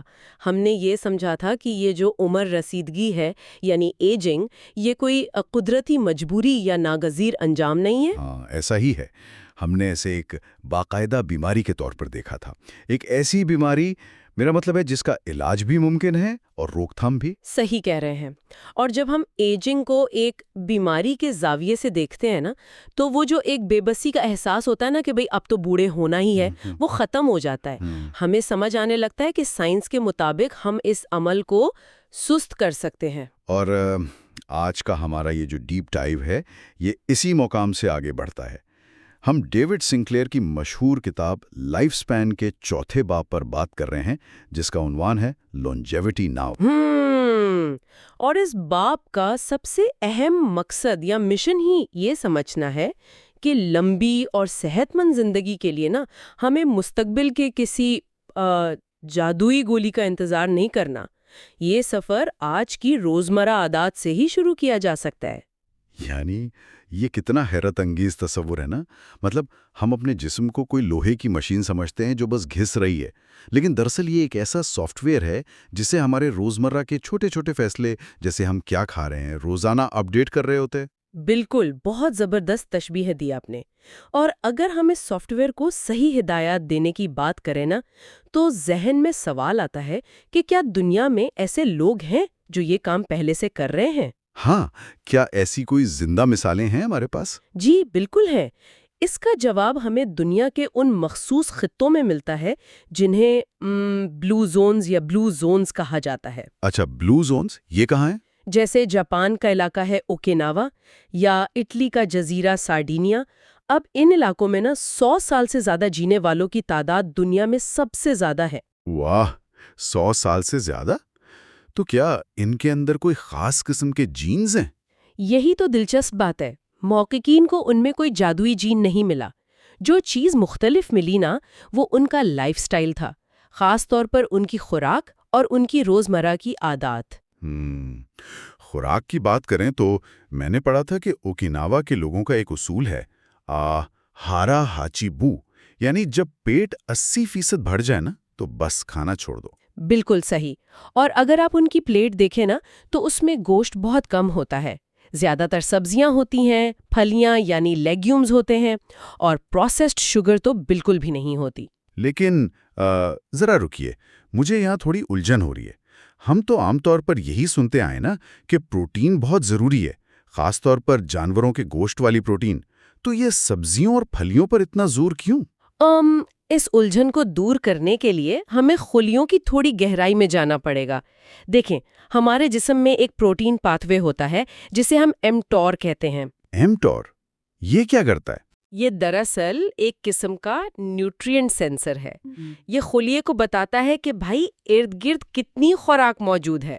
اس کا نام بھی بڑا دلچسپ ہے، میکینسٹک ٹارگٹ آف ریپامائسن۔ اچھا، ریپامائسن دراصل ایک قدرتی مرکب تھا جو ایسٹر آئلینڈ کی مٹی سے ملا تھا، اور سائنسدانوں نے دیکھا کہ یہ چیز خمیر اور چوہوں کی عمر کو بہت حیرانگی طور پر بڑھا دیتی ہے۔ جب انہوں نے مزید تحقیق کی نا، تو انہیں خلیوں کے اندر یہ MTR پاتھ وے ملا۔ یعنی ہمارے خلیوں کے اندر ایک باقاعدہ سینسر لگا ہوا ہے جو خوراک کو بھانپ لیتا ہے، لیکن اس سینسر کا گوشت سے کیا کنیکشن ہے؟ کنیکشن یہ ہے کہ جانوروں کے گوشت میں کچھ مخصوص امائنو ایسڈز بہت زیادہ ہوتے ہیں، خاص طور پر ایک جسے لیوسین کہتے ہیں۔ جب ہم بہت زیادہ گوشت کھاتے ہیں نا، تو یہ امائنو ایسڈز اس MTR سینسر کو پیغام دیتے ہیں کہ خوراک تو بہت وافر مقدار میں موجود ہے۔ اچھا، تو پھر کیا ہوتا ہے؟ تو پھر جسم خلیوں کو حکم دیتا ہے کہ نشو نما کرتے رہو، نئے خلیے بناؤ۔ جسم اپنا پورا فوکس صرف گروتھ اور خلیوں کی تقسیم پر لگا دیتا ہے۔ ذرا ایک منٹ، اگر ہمارا یہ جو جسمانی سافٹ ویئر ہے یہ ہر وقت نئے پروگرامز انسٹال کرتا رہے گا، خلیے بناتا رہے گا، تو بھئی سسٹم کریش بھی تو ہو سکتا ہے نا؟ میرا مطلب ہے وہ صرف گروتھ کر رہا ہے، تو پرانے اور خراب خلیوں کی صفائی کب کرے گا؟ زبردست پوائنٹ اٹھایا آپ نے۔ بالکل ایسا ہی ہوتا ہے۔ جب یہ سینسر مسلسل ایکٹیویٹ رہتا ہے نا، تو خلیوں کی اندرونی صفائی اور مرمت کا جو نظام ہے، جسے ہم آٹوفیجی یا آٹوفیجی کہتے ہیں، وہ بند ہو جاتا ہے۔ اوہ، تو صفائی بند ہو جاتی ہے؟ ہاں، خلیے تیزی سے تقسیم ہوتے ہیں اور ظاہر ہے اسی رفتار سے پھر بوڑھے بھی ہوتے ہیں۔ اس کے برعکس جو پودوں پر مبنی پروٹین ہے نا، یعنی دالیں یا سبزیاں، ان میں وہ مخصوص امائنو ایسڈز کم ہوتے ہیں۔ تو وہ سینسر کو ہر وقت جگا کر نہیں رکھتے؟ بالکل نہیں جگاتے، اور نتیجہ یہ نکلتا ہے کہ جسم کا یہ جو الارم سسٹم ہے یہ پرسکون رہتا ہے اور اسے اپنی مرمت اور صفائی کا پورا وقت مل جاتا ہے۔ یہ نقطہ واقعی غور طلب ہے۔ مطلب گوشت کا بے تحاشا استعمال کرنا تو ایسا ہی ہے نا کہ جیسے آپ گاڑی کے ایکسلریٹر کو مسلسل دبا کر رکھیں، انجن اپنی طبعی عمر سے پہلے ہی گھس کر خراب ہو جائے گا۔ 100% درست تشبیہ ہے یہ۔ اسی لیے بلو زونز کے لوگ کبھی کبھار گوشت کھاتے ہیں، لیکن ان کی خوراک کا بنیادی حصہ پودے ہی ہوتے ہیں۔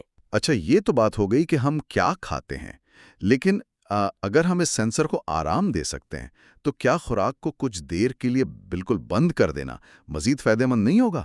مطلب خوراک نہیں ہوگی تو گروتھ سینسر ویسے ہی آف ہو جائے گا؟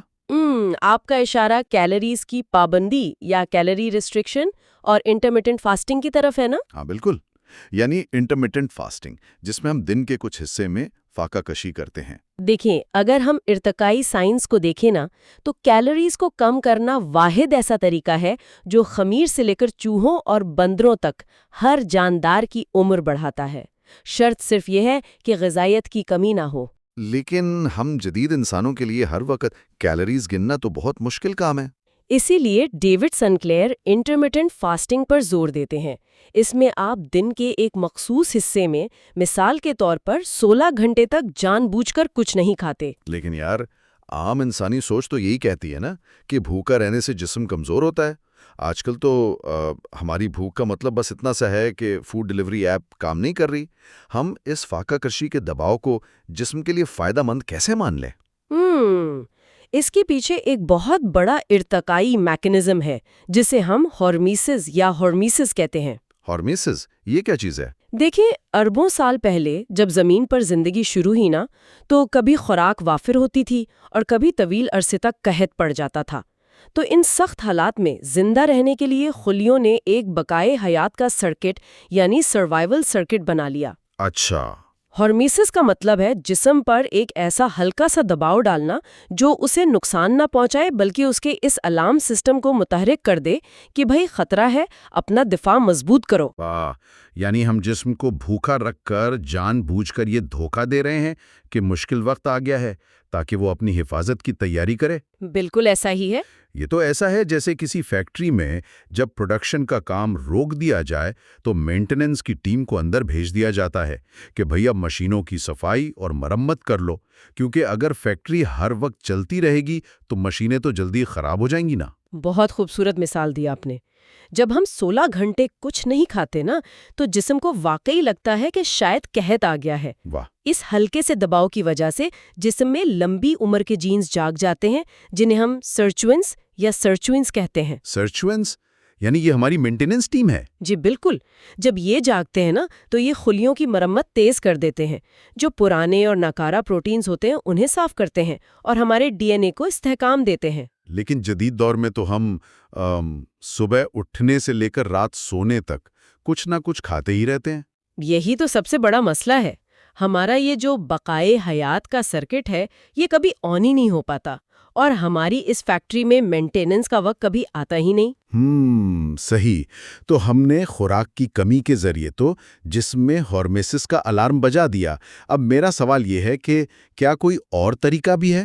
میرا مطلب ہے، کیا ہم کسی اور قسم کے جسمانی دباؤ سے اس سرکٹ کو آن کر سکتے ہیں؟ جی ہاں، بالکل کر سکتے ہیں، اور اس کا سب سے بہترین طریقہ ہے جسمانی ورزش۔ لیکن یعنی وہ شام کی ہلکی پھلکی چہل قدمی؟ نہیں، میں اسی طرف آ رہی ہوں۔ ہم پارک میں آرام دہ چہل قدمی کی بات نہیں کر رہے، ہم بات کر رہے ہیں تیز رفتار اور سخت ورزش کی، یعنی ہائی انٹینسٹی ورک آؤٹس۔ اچھا، ہائی انٹینسٹی، جس میں سانس پھول جائے؟ بالکل، ایک ایسی ورزش جس میں آپ کی سانس واقعی پھولے، دل کی دھڑکن تیز ہو جائے اور آپ کو محسوس ہو کہ آپ کے پٹھے اب تھک رہے ہیں۔ تو میں یہ سوچ رہا ہوں کہ جب میری سانس پھولتی ہے اور مجھے لگتا ہے کہ میں بس اب گرنے ہی والا ہوں، تو اس وقت میرے خلیوں کے اندر کیا ہو رہا ہوتا ہے؟ وہ اس تکلیف کو اپنے فائدے میں کیسے بدلتے ہیں؟ देखें, जब जिस्म में अचानक ऑक्सीजन की तलब बढ़ती है ना हाँ। और पट्टे थकते हैं, तो खुलियों को एक बार फिर वही हार्मेसिस का पैगाम मिलता है कि जिस्म बका की जंग लड़ रहा है। सेलुलर सतह पर इसके दो बहुत बड़े फायदे होते हैं। पहला ये कि खुलियों के अंदर मौजूद माइटोकॉन्ड्रिया, जो दरअसल खुलियों के पावर हाउस हैं, उनकी कारकर्दगी और तादाद बढ़ना शुरू हो जाती है। और दूसरा फायदा? और दूसरा और सबसे अहम फायदा टीलोमियर्स की हिफाजत है। टीलोमियर्स? एक मिनट, ये वही टीलोमियर्स है ना जो डीएनए के सिरों पर लगी वो हिफाजती टोपियां होती हैं? बिल्कुल, वो जूतों के तस्मों के सिरे पर लगी प्लास्टिक की तरह, जो धागे को उधड़ने से बचाती हैं। बिल्कुल सही पकड़ा आपने। जैसे जैसे हमारी उम्र बढ़ती है ना और खलिए तकसीम होते हैं, तो ये टीलोमियर्स छोटे होते जाते हैं। और जब ये खत्म हो जाए तो जब ये बहुत छोटे हो जाते हैं तो खुलिया अपना काम छोड़ देता है और मर जाता है। लेकिन साइंस ये साबित करती है कि जो लोग बाकायदा सख्त वर्जिश करते हैं, उनके जिस्म में एक खास एंजाइम एक्टिवेट हो जाता है जो इन टीलोमेयर्स की लंबाई को कम नहीं होने देता। वाह! यानी उनकी जो हयातियाती उम्र है वो असल उम्र से कम रहती है। वर्जिश का मतलब सिर्फ कैलोरीज जलाना नहीं है, ये तो बाकायदा हमारे डीएनए के डेटा को करप्ट होने से बचा रही है। जी हाँ, हम अपने सॉफ्टवेयर के सोर्स कोड की हिफाजत खुद कर रहे होते हैं। अब अगर हम किताब की तरफ वापस आए ना, तो उसमें एक और बैरूनी दबाव का भी जिक्र है जो काफी दिलचस्प है। वो क्या है? वो है गैर मामूली दर्जा हरारत का सामना करना, खास तौर पर सर्दी या कोल्ड एक्सपोजर। हाँ, सर्दी? ये तो काफी तकलीफ दे लगता है। हमें तो बचपन से यही सिखाया गया है ना कि भाई ठंड से बचो, गर्म कपड़े पहनो वरना बीमार हो जाओगे। तो हम जानबूझकर ठंडे पानी से क्यों नहाएं? ये एक बहुत अहम नुक्ता है। दरअसल हमारी जदीद सहूलियात ने ना हमें बहुत नाजुक बना दिया है। हम गर्मियों में एसी चला लेते हैं और सर्दियों में हीटर। हम खुद को हर वक्त एक बहुत ही आरामदेह दर्जा हरारत में रखते हैं, जिसे थर्मो न्यूट्रल जोन कहते हैं। यानी हम जिस्म को कोई चैलेंज ही नहीं देते। बिल्कुल। और जब हम जिस्म को अचानक सर्दी का झटका देते हैं ना, तो वो जो बकाए हयात वाला निज़ाम है वो फिर से हरकत में आ जाता है। सर्दी का सामना करने से हमारे जिस्म में एक ख़ास किस्म की चर्बी मुतहर्रिक हो जाती है, जिसे हम ब्राउन फैट या ब्राउन फैट कहते हैं। एक मिनट, आमतौर पर तो हम चर्बी कम करने की कोशिश करते हैं ना। क्या आप ये कह रही हैं कि जिस्म में इस खास चर्बी का होना हमारे लिए फ़ायदेमंद है? ये आम चर्बी से अलग कैसे है? बहुत अलग है। जो आम चर्बी होती है ना, जिसे वाइट फैट कहते हैं, वो सिर्फ इजाफी तवानाई को स्टोर करती है और हमारा वजन बढ़ाती है। लेकिन ये जो ब्राउन फैट है, ये माइटोकॉन्ड्रिया से भरी होती है, इसीलिए इसका रंग भी भूरा होता है। अच्छा, तो इसका काम क्या है? इसका बुनियादी काम तवानाई को स्टोर करना नहीं है, बल्कि जिस्म को गर्म रखने के लिए कैलोरीज को तेजी से जलाना है। इसके अंदर खास किस्म के प्रोटीन्स होते हैं जो मेटाबॉलिज्म को बहुत तेज कर देते हैं। जब आप ठंडे पानी से नहाते हैं तो ये ब्राउन फैट एक्टिवेट हो जाती है और आपकी मेटाबॉलिक सेहत को एक जबरदस्त बूस्ट मिलता है। जबरदस्त। अगर हम अपनी उस सॉफ्टवेयर वाली तशबीह पर वापस जाएं ना, तो ये ऐसा ही है कि जैसे शदीद सर्दी लगने पर जिस्म हमारे प्रोसेसर को ओवरक्लॉक कर देता है ताकि हरारत पैदा हो, और इस अमल में पूरा सिस्टम तेजी से काम करने लगता है। बिल्कुल, बहुत जबरदस्त बात कही आपने। यानी इस सारी बात का मतलब तो ये हुआ कि हम सहूलियतों के आदी होकर अपने जिस्म को सुस्त कर रहे हैं। ये तो ऐसा है जैसे हम किसी सोए हुए सिक्योरिटी गार्ड को सर्दी का झटका देकर ड्यूटी पर वापस मुस्तैद कर रहे हों कि भाई जागते रहो, खतरा अभी टला नहीं है। हाँ बिल्कुल, ये एक बहुत उम्दा मुवाजना है। उन्हें वक्तन फवक्तन जगाना बहुत जरूरी है ताकि हमारा दिफाई निज़ाम बिल्कुल अलर्ट रहे। अच्छा, तो हमने अपने जिस्म को हार्मेसिस के जरिए अंदरूनी और बैरूनी दबाव देना तो सीख लिया, खुराक बेहतर कर ली, फाका कशी भी कर ली, वर्जिश और सर्दी का सामना भी कर लिया। लेकिन क्या कुछ ऐसी चीज़ें भी हैं जो इस सारी मेहनत को ज़ाया कर सकती हैं? मेरा मतलब है, कोई ऐसे अवामिल जिन्हें हमें हर सूरत खुद से दूर रखना है? जी बिल्कुल हैं। हमने अभी सर्चविंस और डीएनए की मरम्मत की बात की थी ना। डेविड स्टिंकलेयर के मुताबिक उम्र रसीदगी की सबसे बड़ी वजह ही डीएनए का टूटना और खलिए के अंदर मौजूद मालूमात का ज़ाया होना है। मालूमात का ज़ाया होना? हाँ, उसे वो इन्फॉर्मेशन थ्योरी ऑफ एजिंग कहते हैं। जब हम माहौलियाती जहरीले मादों का सामना करते हैं, यानी इन्वायरमेंटल टॉक्सिन्स जैसे सिगरेट का धुआं, शहरी फिजाई आलूदगी या प्लास्टिक के केमिकल्स। तो ये टॉक्सिन्स क्या करते हैं? ये जहरीले मादे हमारे डीएनए के धागों को बराह रास्त तोड़ देते हैं। ओह!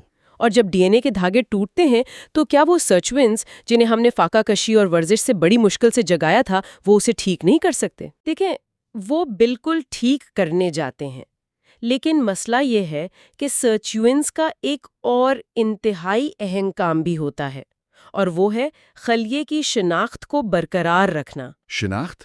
کس قسم کی شناخت؟ یعنی یہ یاد رکھنا کہ بھئی جگر کا خلیہ جگر کا ہی رہے اور جلد کا خلیہ جلد کا رہے۔ جب ڈی این اے ٹوٹتا ہے نا تو سرچونز اپنی یہ ڈیوٹی چھوڑ کر اس ٹوٹ پھوٹ کی مرمت کے لیے بھاگتے ہیں۔ اچھا، تو پیچھے سے ان کی اصل جگہ خالی ہو جاتی ہے؟ بالکل، اور اگر یہ حملہ مسلسل ہو، مثلا کوئی شخص روزانہ سگریٹ پی رہا ہے یا مسلسل آلودہ فضا میں سانس لے رہا ہے، تو وہ مرمت کرنے والے جینز اپنی اصل جگہ کا راستہ ہی بھول جاتے ہیں، خلیہ اپنی شناخت کھونے لگتا ہے۔ اس الجھن اور اس شور کو سائنس کی زبان میں ایپی جینیٹک نوائز کہتے ہیں، اور خلیوں کا اپنی یہ شناخت کھو دینا ہی دراصل بڑھاپا ہے۔ اس کو سمجھنے کے لیے میرے ذہن میں ایک مثال آ رہی ہے۔ آپ کو وہ پرانی میوزک سی ڈیز یاد ہیں جن پر گانے ریکارڈ ہوتے تھے؟ ہاں بالکل یاد ہے۔ تو ڈی این اے وہ ڈیجیٹل گانے ہیں جو سی ڈی پر لکھے ہوئے ہیں، اور ایپی جینوم وہ لیزر ریڈر ہے جو ان گانوں کو پڑھتا ہے۔ اب اگر ہم سی ڈی پر مسلسل خراشیں یعنی اسکریچز ڈالتے رہیں گے جو کہ یہ ٹاکسنز اور آلودگی ہیں، تو لیزر ان گانوں کو ٹھیک سے پڑھ نہیں پائے گی اور گانا اٹکنے لگے گا۔ بالکل صحیح۔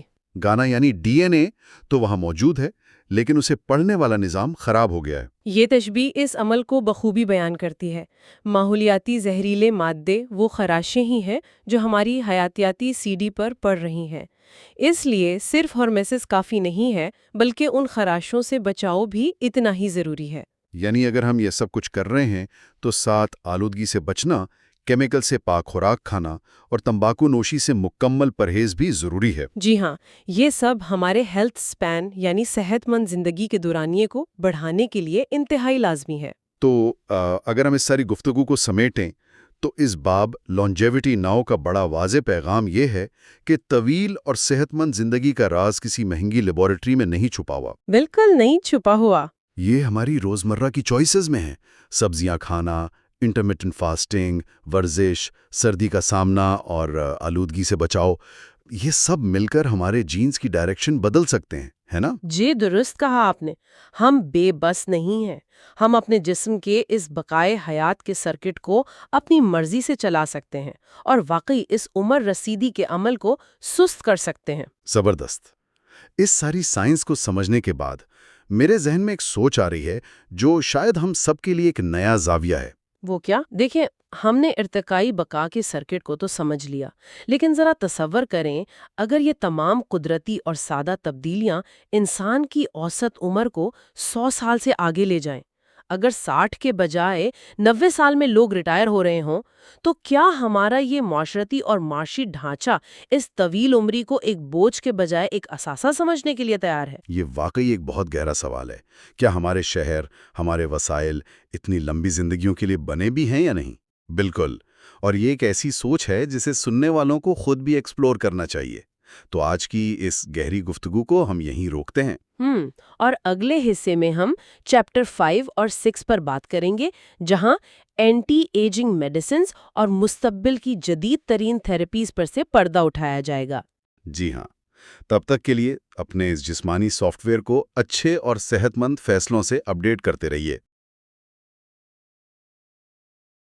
آج کی گفتگو واقعی ہماری زندگیوں کے لیے بہت اہم ہونے والی ہے۔ پچھلے سیشن میں ہم نے اس بات کا جائزہ لیا تھا کہ طرز زندگی یا لائف سٹائل کی تبدیلیاں بڑھتی عمر پر کیسے حیرت انگیز اثرات ڈالتی ہیں۔ ہاں، وہ ڈائٹ اور ورزش والی باتیں۔ صحیح، لیکن آج کا یہ ڈیپ ڈائیو اس کہانی کو ایک بالکل نئے ایک انتہائی جدید مرحلے میں لے جا رہا ہے۔ ڈیوڈ سنکلیئر کی کتاب لائف سپین کے 5ویں اور 6ٹھے حصے کی طرف، ہے نا؟ بالکل۔ آج ہمارا مقصد ان دواؤں اور مالیکیولز کو سمجھنا ہے جو لیبارٹریز میں تیار ہو رہے ہیں، وہ چیزیں جو صرف بیماریوں کو نہیں روکتی بلکہ انسانی عمر کی حدوں کو ہی بدلنے کی صلاحیت رکھتی ہیں۔ اگر ہم اسے بڑی تصویر یا وسیع تر تناظر سے جوڑیں تو صدیوں سے میڈیکل سائنس کا طریقہ کار ایک ویکامول گیم جیسا رہا ہے۔ ویکامول وہ جو ایک کو مارو تو دوسرا نکل آتا ہے؟ ہاں بالکل وہی. یعنی ایک بیماری سامنے آئی، ہم نے اسے دوا سے دبا دیا، پھر دوسری ابھر آئی، ہم نے اس کا علاج ڈھونڈ لیا. دل کی بیماری، کینسر یا الزائمر، ہم انہیں الگ الگ مسائل سمجھتے رہے ہیں. تو کیا اب سائنس اس سوچ کو بدل رہی ہے؟ مکمل طور پر بدل رہی ہے. اب فوکس ان الگ الگ بیماریوں کے بجائے ان سب کی بنیادی وجہ پر ہے، اور وہ وجہ خود یہ بڑھاپا یا ایجنگ ہے. اچھا، تو مطلب ہم ایجنگ کو ہی ایک بیماری سمجھ کر ٹارگٹ کر رہے ہیں؟ بالکل. آج ہم جن جدید ادویات اور میکانزمز پر بات کریں گے وہ سیدھا اسی بنیادی وجہ پر حملہ آور ہوتے ہیں. رکے، اس سے پہلے کہ ہم ان جادوئی دواؤں کی طرف آئیں، مجھے ایک بنیادی چیز سمجھنی ہے. جی بتائیں. زندگی کی یہ جو پیچیدہ مشینری ہے، مطلب سیلز کے اندر، یہ کام کیسے کر رہی ہے؟ یہ سیلز وقت کے ساتھ خراب کیوں ہونے لگتے ہیں؟ دیکھیں، اس مشینری کے سب سے اہم کارکن انزائمز ہیں. یہ وہ مخصوص پروٹینز ہیں جو ہمارے جسم میں ہر وقت ہونے والے کیمیکل ری ایکشنز کو ممکن بناتے ہیں. ان کے بغیر تو کچھ بھی نہیں ہو سکتا، رائٹ؟ بالکل نہیں. مثال کے طور پر ایک انزائم ہے جسے گلوکوکائنیز کہتے ہیں. جب ہم کھانا کھاتے ہیں تو یہ انزائم گلوکوز کے مالیکیول پر ایک کیمیکل مہر لگاتا ہے تاکہ جسم اسے توانائی کے لیے استعمال کر سکے. صحیح. اسی طرح رائبوسومز ہیں جو پروٹین بناتے ہیں. یہ سب نینو سکیل پر ہو رہا ہے. ایک ایسی دنیا جو ہمیں نظر نہیں آتی، لیکن وہاں لاکھوں انزائمز بغیر رکے کام کر رہے ہیں. تو اس سب کا آخر مطلب کیا ہے؟ کیا میں اسے ایسے سوچوں کہ ہمارا جسم ایک بہت بڑی فیکٹری ہے اور یہ انزائمز اس فیکٹری کے ورکرز ہیں جو دن رات کام کر رہے ہیں؟ یہ ایک بہت زبردست مثال ہے، لیکن یہاں رچرڈ فائنمین کا وہ نظریہ آتا ہے جو اس پوری بحث کا رخ ہی بدل دیتا ہے. وہ نوبل انعام یافتہ سائنسدان، انہوں نے کیا کہا تھا؟ انہوں نے کہا تھا کہ موت کوئی حیاتیاتی حتمی حقیقت نہیں ہے. مطلب فزکس یا بائیولوجی کا کوئی ایسا قانون نہیں ہے جو یہ کہتا ہو کہ موت ناگزیر ہے. ایک منٹ، موت ناگزیر نہیں ہے؟ حیاتیاتی طور پر مہون جو فیکٹری چل رہی ہے اسے بند ہونے کا کوئی قدرتی آرڈر نہیں ملا ہوا. جسم کے اندر کوئی ایسی گھڑی نہیں لگی جو وقت پورا ہونے پر خود تباہ ہونے کا بٹن دبا دے. یہ تو واقعی دماغ گھما دینے والی بات ہے. تو پھر ہم بوڑھے کیوں ہوتے ہیں؟ کیونکہ ہماری فیکٹری کی مینٹیننس خراب ہو جاتی ہے. اچھا، تو کیا اس کا مطلب یہ ہے کہ اگر ہم صرف ان ورکرز یعنی انزائمز کی کارکردگی بہتر بنا لیں تو ہم موت کو ٹال سکتے ہیں؟ قطعی طور پر. اور یہی وہ بنیاد ہے جس پر اینٹی ایجنگ دوائیوں کی پہلی نسل تیار کی جا رہی ہے. ارے واہ! اگر موت حتمی نہیں ہے تو ہم ایسے مالیکیولز ڈھونڈ سکتے ہیں جو ان انزائمز کو سست ہونے سے روکیں. اس حوالے سے جو پہلی بڑی دریافت ہوئی وہ ہے ریپامائسن. ریپامائسن؟ یہ تو کسی سائنس فکشن فلم کے کسی عجیب سے سیارے کا نام لگ رہا ہے. نام ویسا ہی ہے اور اس کی دریافت کی کہانی بھی کسی فلم سے کم نہیں. یہ ایسٹر آئلینڈ کے ایک مائکرو آرگنزم سے دریافت ہوئی تھی. Easter Island? وہ جزیرہ جہاں وہ بڑے بڑے پتھر کے مجسمے ہیں؟ بالکل وہی جگہ. شروع میں اسے فنگس کے خلاف استعمال کیا گیا، پھر آرگن ٹرانسپلانٹ میں، لیکن جب اسے خمیر اور چوہوں پر آزمایا گیا تو اس نے عمر بڑھانے کے شاندار نتائج دیے. لیکن یہ کام کیسے کرتی ہے؟ مطلب جسم کے اندر ایسا کیا بدل جاتا ہے؟ ہمارے سیلز میں ایک پروٹین ہوتا ہے جسے ایمٹور کہتے ہیں. اسے آپ فیکٹری کا وہ مینیجر سمجھ لیں جو یہ دیکھتا ہے کہ باہر سے کتنا کچا مال یعنی نیوٹرینٹس آ رہے ہیں. ٹھیک ہے. جب کچا مال زیادہ ہوتا ہے تو وہ سیل کو بڑھنے کا کہتا ہے، لیکن جب کچا مال کم ہوتا ہے تو وہ سیل کو اپنی صفائی اور ری سائکلنگ پر توجہ دینے کا حکم دیتا ہے. ریپامائسن اسی ایمٹور کو بلاک کر دیتی ہے. اچھا، تو یہ جسم کو دھوکہ دیتی ہے کہ کھانا نہیں مل رہا؟ بالکل درست، جس سے جسم اپنا دفاعی اور مرمت کا نظام تیز کر دیتا ہے. یہ تو بہت زبردست ہے. تو کیا ہمیں آج سے ہی ریپامائسن کھانا شروع کر دینی چاہیے؟ بالکل نہیں. اور یہاں ایک بہت بڑا مسئلہ ہے. کیونکہ یہ آرگن ٹرانسپلانٹ کے مریضوں کو دی جاتی ہے تو یہ ہمارے مدافعتی نظام کو کمزور کر دیتی ہے. رکھے، امیون سسٹم کو کمزور کر دیتی ہے؟ ہاں، اگر آپ زیادہ مقدار میں لیں گے تو آپ کو عام سی بیماری بھی جان لیوا ثابت ہو سکتی ہے. پھر تو اس کا کوئی فائدہ نہیں. مطلب یہ تو ایک بہت بری ڈیل ہوئی. میں 100 سال جیوں لیکن ایک زکام سے مر جاؤں؟ اسی لیے اسے آخری حل نہیں مانا جاتا. मगर उसने ये साबित कर दिया कि उम्र बढ़ाई जा सकती है। तो साइंसदानों ने सोचा, क्या कोई ऐसी दवा है जो यही काम करे लेकिन मुदाफ़ियती निज़ाम को नुकसान पहुंचाए बगैर? और वो दवा कौन सी है? यहाँ एंट्री होती है मेटफॉर्मिन की। मेटफॉर्मिन? जी ये तो शुगर की मतलब ज़ियाबीतस की एक बहुत आम दवा है ना? जी हाँ, ये दवा फ्रेंच लाइलिग नामी पौधे से निकाली गई थी और जब साइंसदानों ने मरीजों का डेटा देखा तो एक हैरानकुन हकीकत सामने आई। क्या हकीकत? जो ज़ियाबीतस के मरीज मेटफॉर्मिन इस्तेमाल कर रहे थे, उनकी सेहत उन लोगों से भी बेहतर थी जिन्हें ज़ियाबीतस थी ही नहीं और उनकी उम्रें भी तवील थीं। यहाँ ये बात वाकई बहुत दिलचस्प हो जाती है। आप कह रही हैं कि बीमार लोग एक दवा खाकर सेहतमंद लोगों से ज्यादा जी रहे हैं। बिल्कुल ऐसा ही है। लेकिन ये कैसे मुमकिन है? इसके पीछे क्या साइंस है? इसका जादू एक और एंजाइम में है जिसे AMPK कहते हैं। ये फैक्ट्री का लो बैटरी इंडिकेटर है। जब जिस्म की तवानाई कम होती है तो ये एक्टिव हो जाता है। तो मेटफॉर्मिन उस इंडिकेटर को ऑन कर देती है? बिल्कुल, ये जिस्म को ऐसा महसूस करवाती है जैसे कैलोरीज कम खाई जा रही हों या फाका किया जा रहा हो। अरे वाह, ये तो जिस्म का एक मुकम्मल बायोलॉजिकल हैक है। जिस्म को लगता है हम वर्जिश कर रहे हैं और वो खुद ही अपनी डीप क्लीनिंग शुरू कर देता है। जी, इसे साइंस में हॉर्मेसिस कहा जाता है, एक हल्का सा तनाव जो जिस्म को मजबूत बनाता है। क्या हम पुरानी दवाइयों से नए करिश्मे दिखा रहे हैं? बिल्कुल, इसीलिए तो इस पर एक बहुत बड़ा ट्रायल हो रहा है ताकि FDA बाकायदा बुढ़ापे को एक बीमारी तस्लीम कर ले। चलें, ये हैक्स तो सिग्नल भेजते हैं, लेकिन जिस्म के अंदर असल में काम कौन करता है? मरम्मत कौन कर रहा है? यहाँ जो बात सबसे ज्यादा हैरानकुन है वो ये है कि जिस्म के असली मुहाफिज सर्टुअन्स होते हैं। सर्टुअन्स? ये क्या है? ये वो मखसूस प्रोटीन्स हैं जो DNA की मरम्मत करते हैं। जब भी DNA में कोई खराबी होती है तो सर्टुअन्स फौरन वहां पहुंचकर उसे ठीक कर देते हैं। तो अगर ये इतने काबिल हैं तो फिर हम बूढ़े क्यों हो रहे हैं? इन सर्टुअन्स को क्या मसला होता है? मसला ये है कि इन सर्टुअन्स को काम करने के लिए एक ईंधन की जरूरत होती है जिसे NAD कहते हैं। अच्छा, NAD। हाँ, जैसे जैसे हमारी उम्र बढ़ती है जिस्म में NAD की मिकदार इंतहाई तेजी से कम होने लगती है। तो मैं इसे ऐसे समझूं कि सर्टुअन्स एक इमरजेंसी रिस्पांस टीम की तरह हैं और NAD उनकी गाड़ियों का पेट्रोल है। अगर पेट्रोल ही खत्म हो जाए तो वो DNA की मरम्मत के लिए पहुंच ही नहीं सकते। ये बिल्कुल परफेक्ट तशबीह है और इसी कमी को पूरा करने के लिए NAD बूस्टर्स इस्तेमाल किए जाते हैं जैसे NMN या NR। क्या ये सप्लीमेंट्स काम करते हैं? तजुर्बात में बूढ़े चूहों को जब ये दिए गए तो उनकी बर्दाश्त बिल्कुल जवान चूहों जैसी हो गई। उनके खलियात दोबारा जवान हो गए। मुझे याद है किताब में डेविड सिंक्लेयर की वालिद की ज़ाती कहानी भी थी। हाँ, उन्होंने मेटफॉर्मिन और NMN का इस्तेमाल किया था, है ना? बिल्कुल, और उनकी सेहत और तवानाई गैर मामूली तौर पर बहाल हो गई थी। वो उस उम्र में पहाड़ों पर हाइकिंग कर रहे थे। और एक और हैरान अंगेज बात बताऊं? जी। इब्तदाई शवाहिद ये भी बताते हैं कि ये मॉलिक्यूल्स बूढ़ी मादा चूहों में तौलीदी सलाहियत यानी फर्टिलिटी को भी बहाल कर सकते हैं। एक मिनट, क्या वाकई तौलीदी सलाहियत वापस आना? क्या हम इन सप्लीमेंट्स के इस्तेमाल से उम्र को वाकई रिवर्स कर सकते हैं?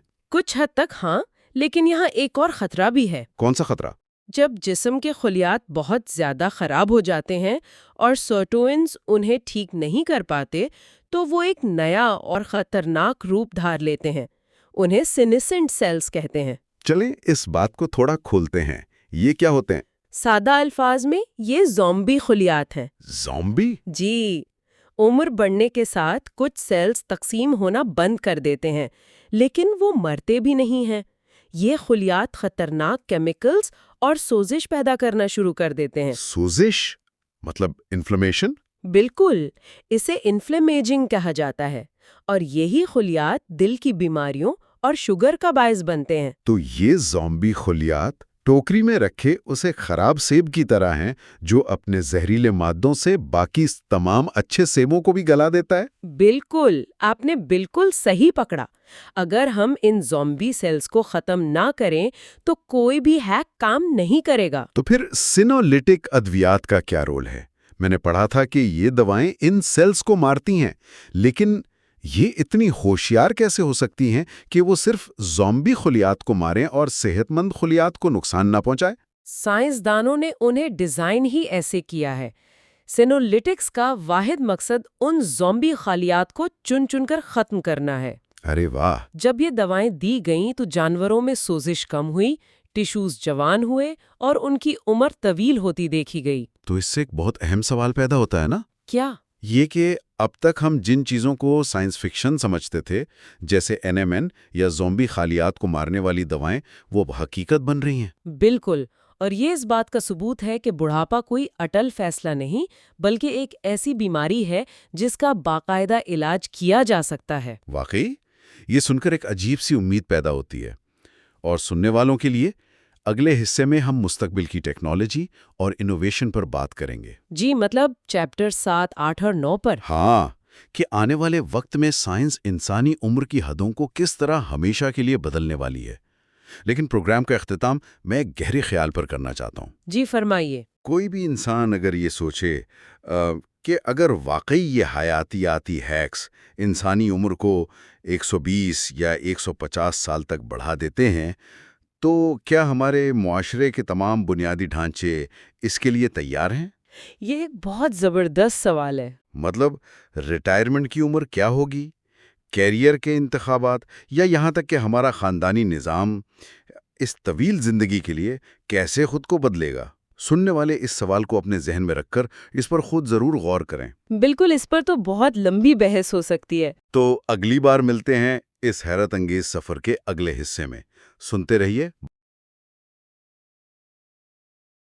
تصور کریں کہ کسی کو پھیپھڑوں کے کینسر کی تشخیص ہو۔ وہ بیچارہ کیمو تھراپی کے تکلیف دہ مراحل سے گزرے اور حالت بہتر ہونے کے بجائے روز بروز بگڑتی ہی جائے۔ یہ تو بہت ہی خوفناک صورتحال ہے۔ بالکل، گھر والے مایوس ہو چکے ہوں، ڈاکٹرز کے پاس بھی کوئی جواب نہ ہو، اور پھر اچانک ٹیکنالوجی کا ایک نیا کمال سامنے آئے۔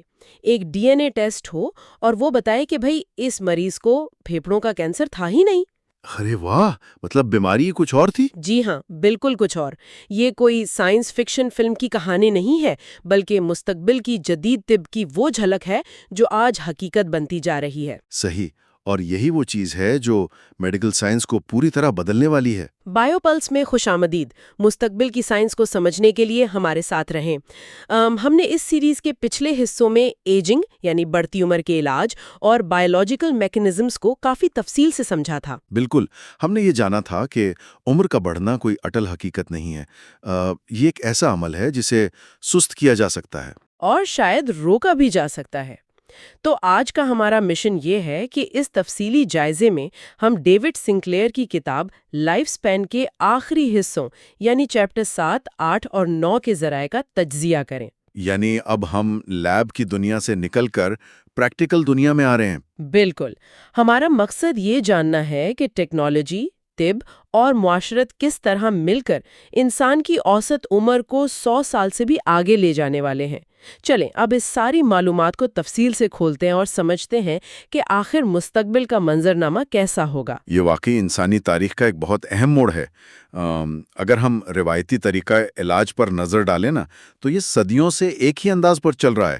اسے کہتے ہیں ایک ہی دوا سب کے لیے، یعنی ون سائز فٹس آل۔ صحیح، مطلب سب کو ایک ہی لاٹھی سے ہانکنا۔ بالکل، اس کا مطلب یہ ہے کہ اگر کسی ہاسپٹل میں 10 مریضوں کو ایک جیسی ظاہری علامات ہیں تو ڈاکٹر ان سب کو ایک ہی طرز کا علاج دے گا، یہ سوچے بغیر کہ ہر انسان کا اندرونی جینیاتی نظام دوسرے سے بالکل مختلف ہے۔ اور یہی وہ خامی ہے جس کا میں نے شروع میں ذکر کیا۔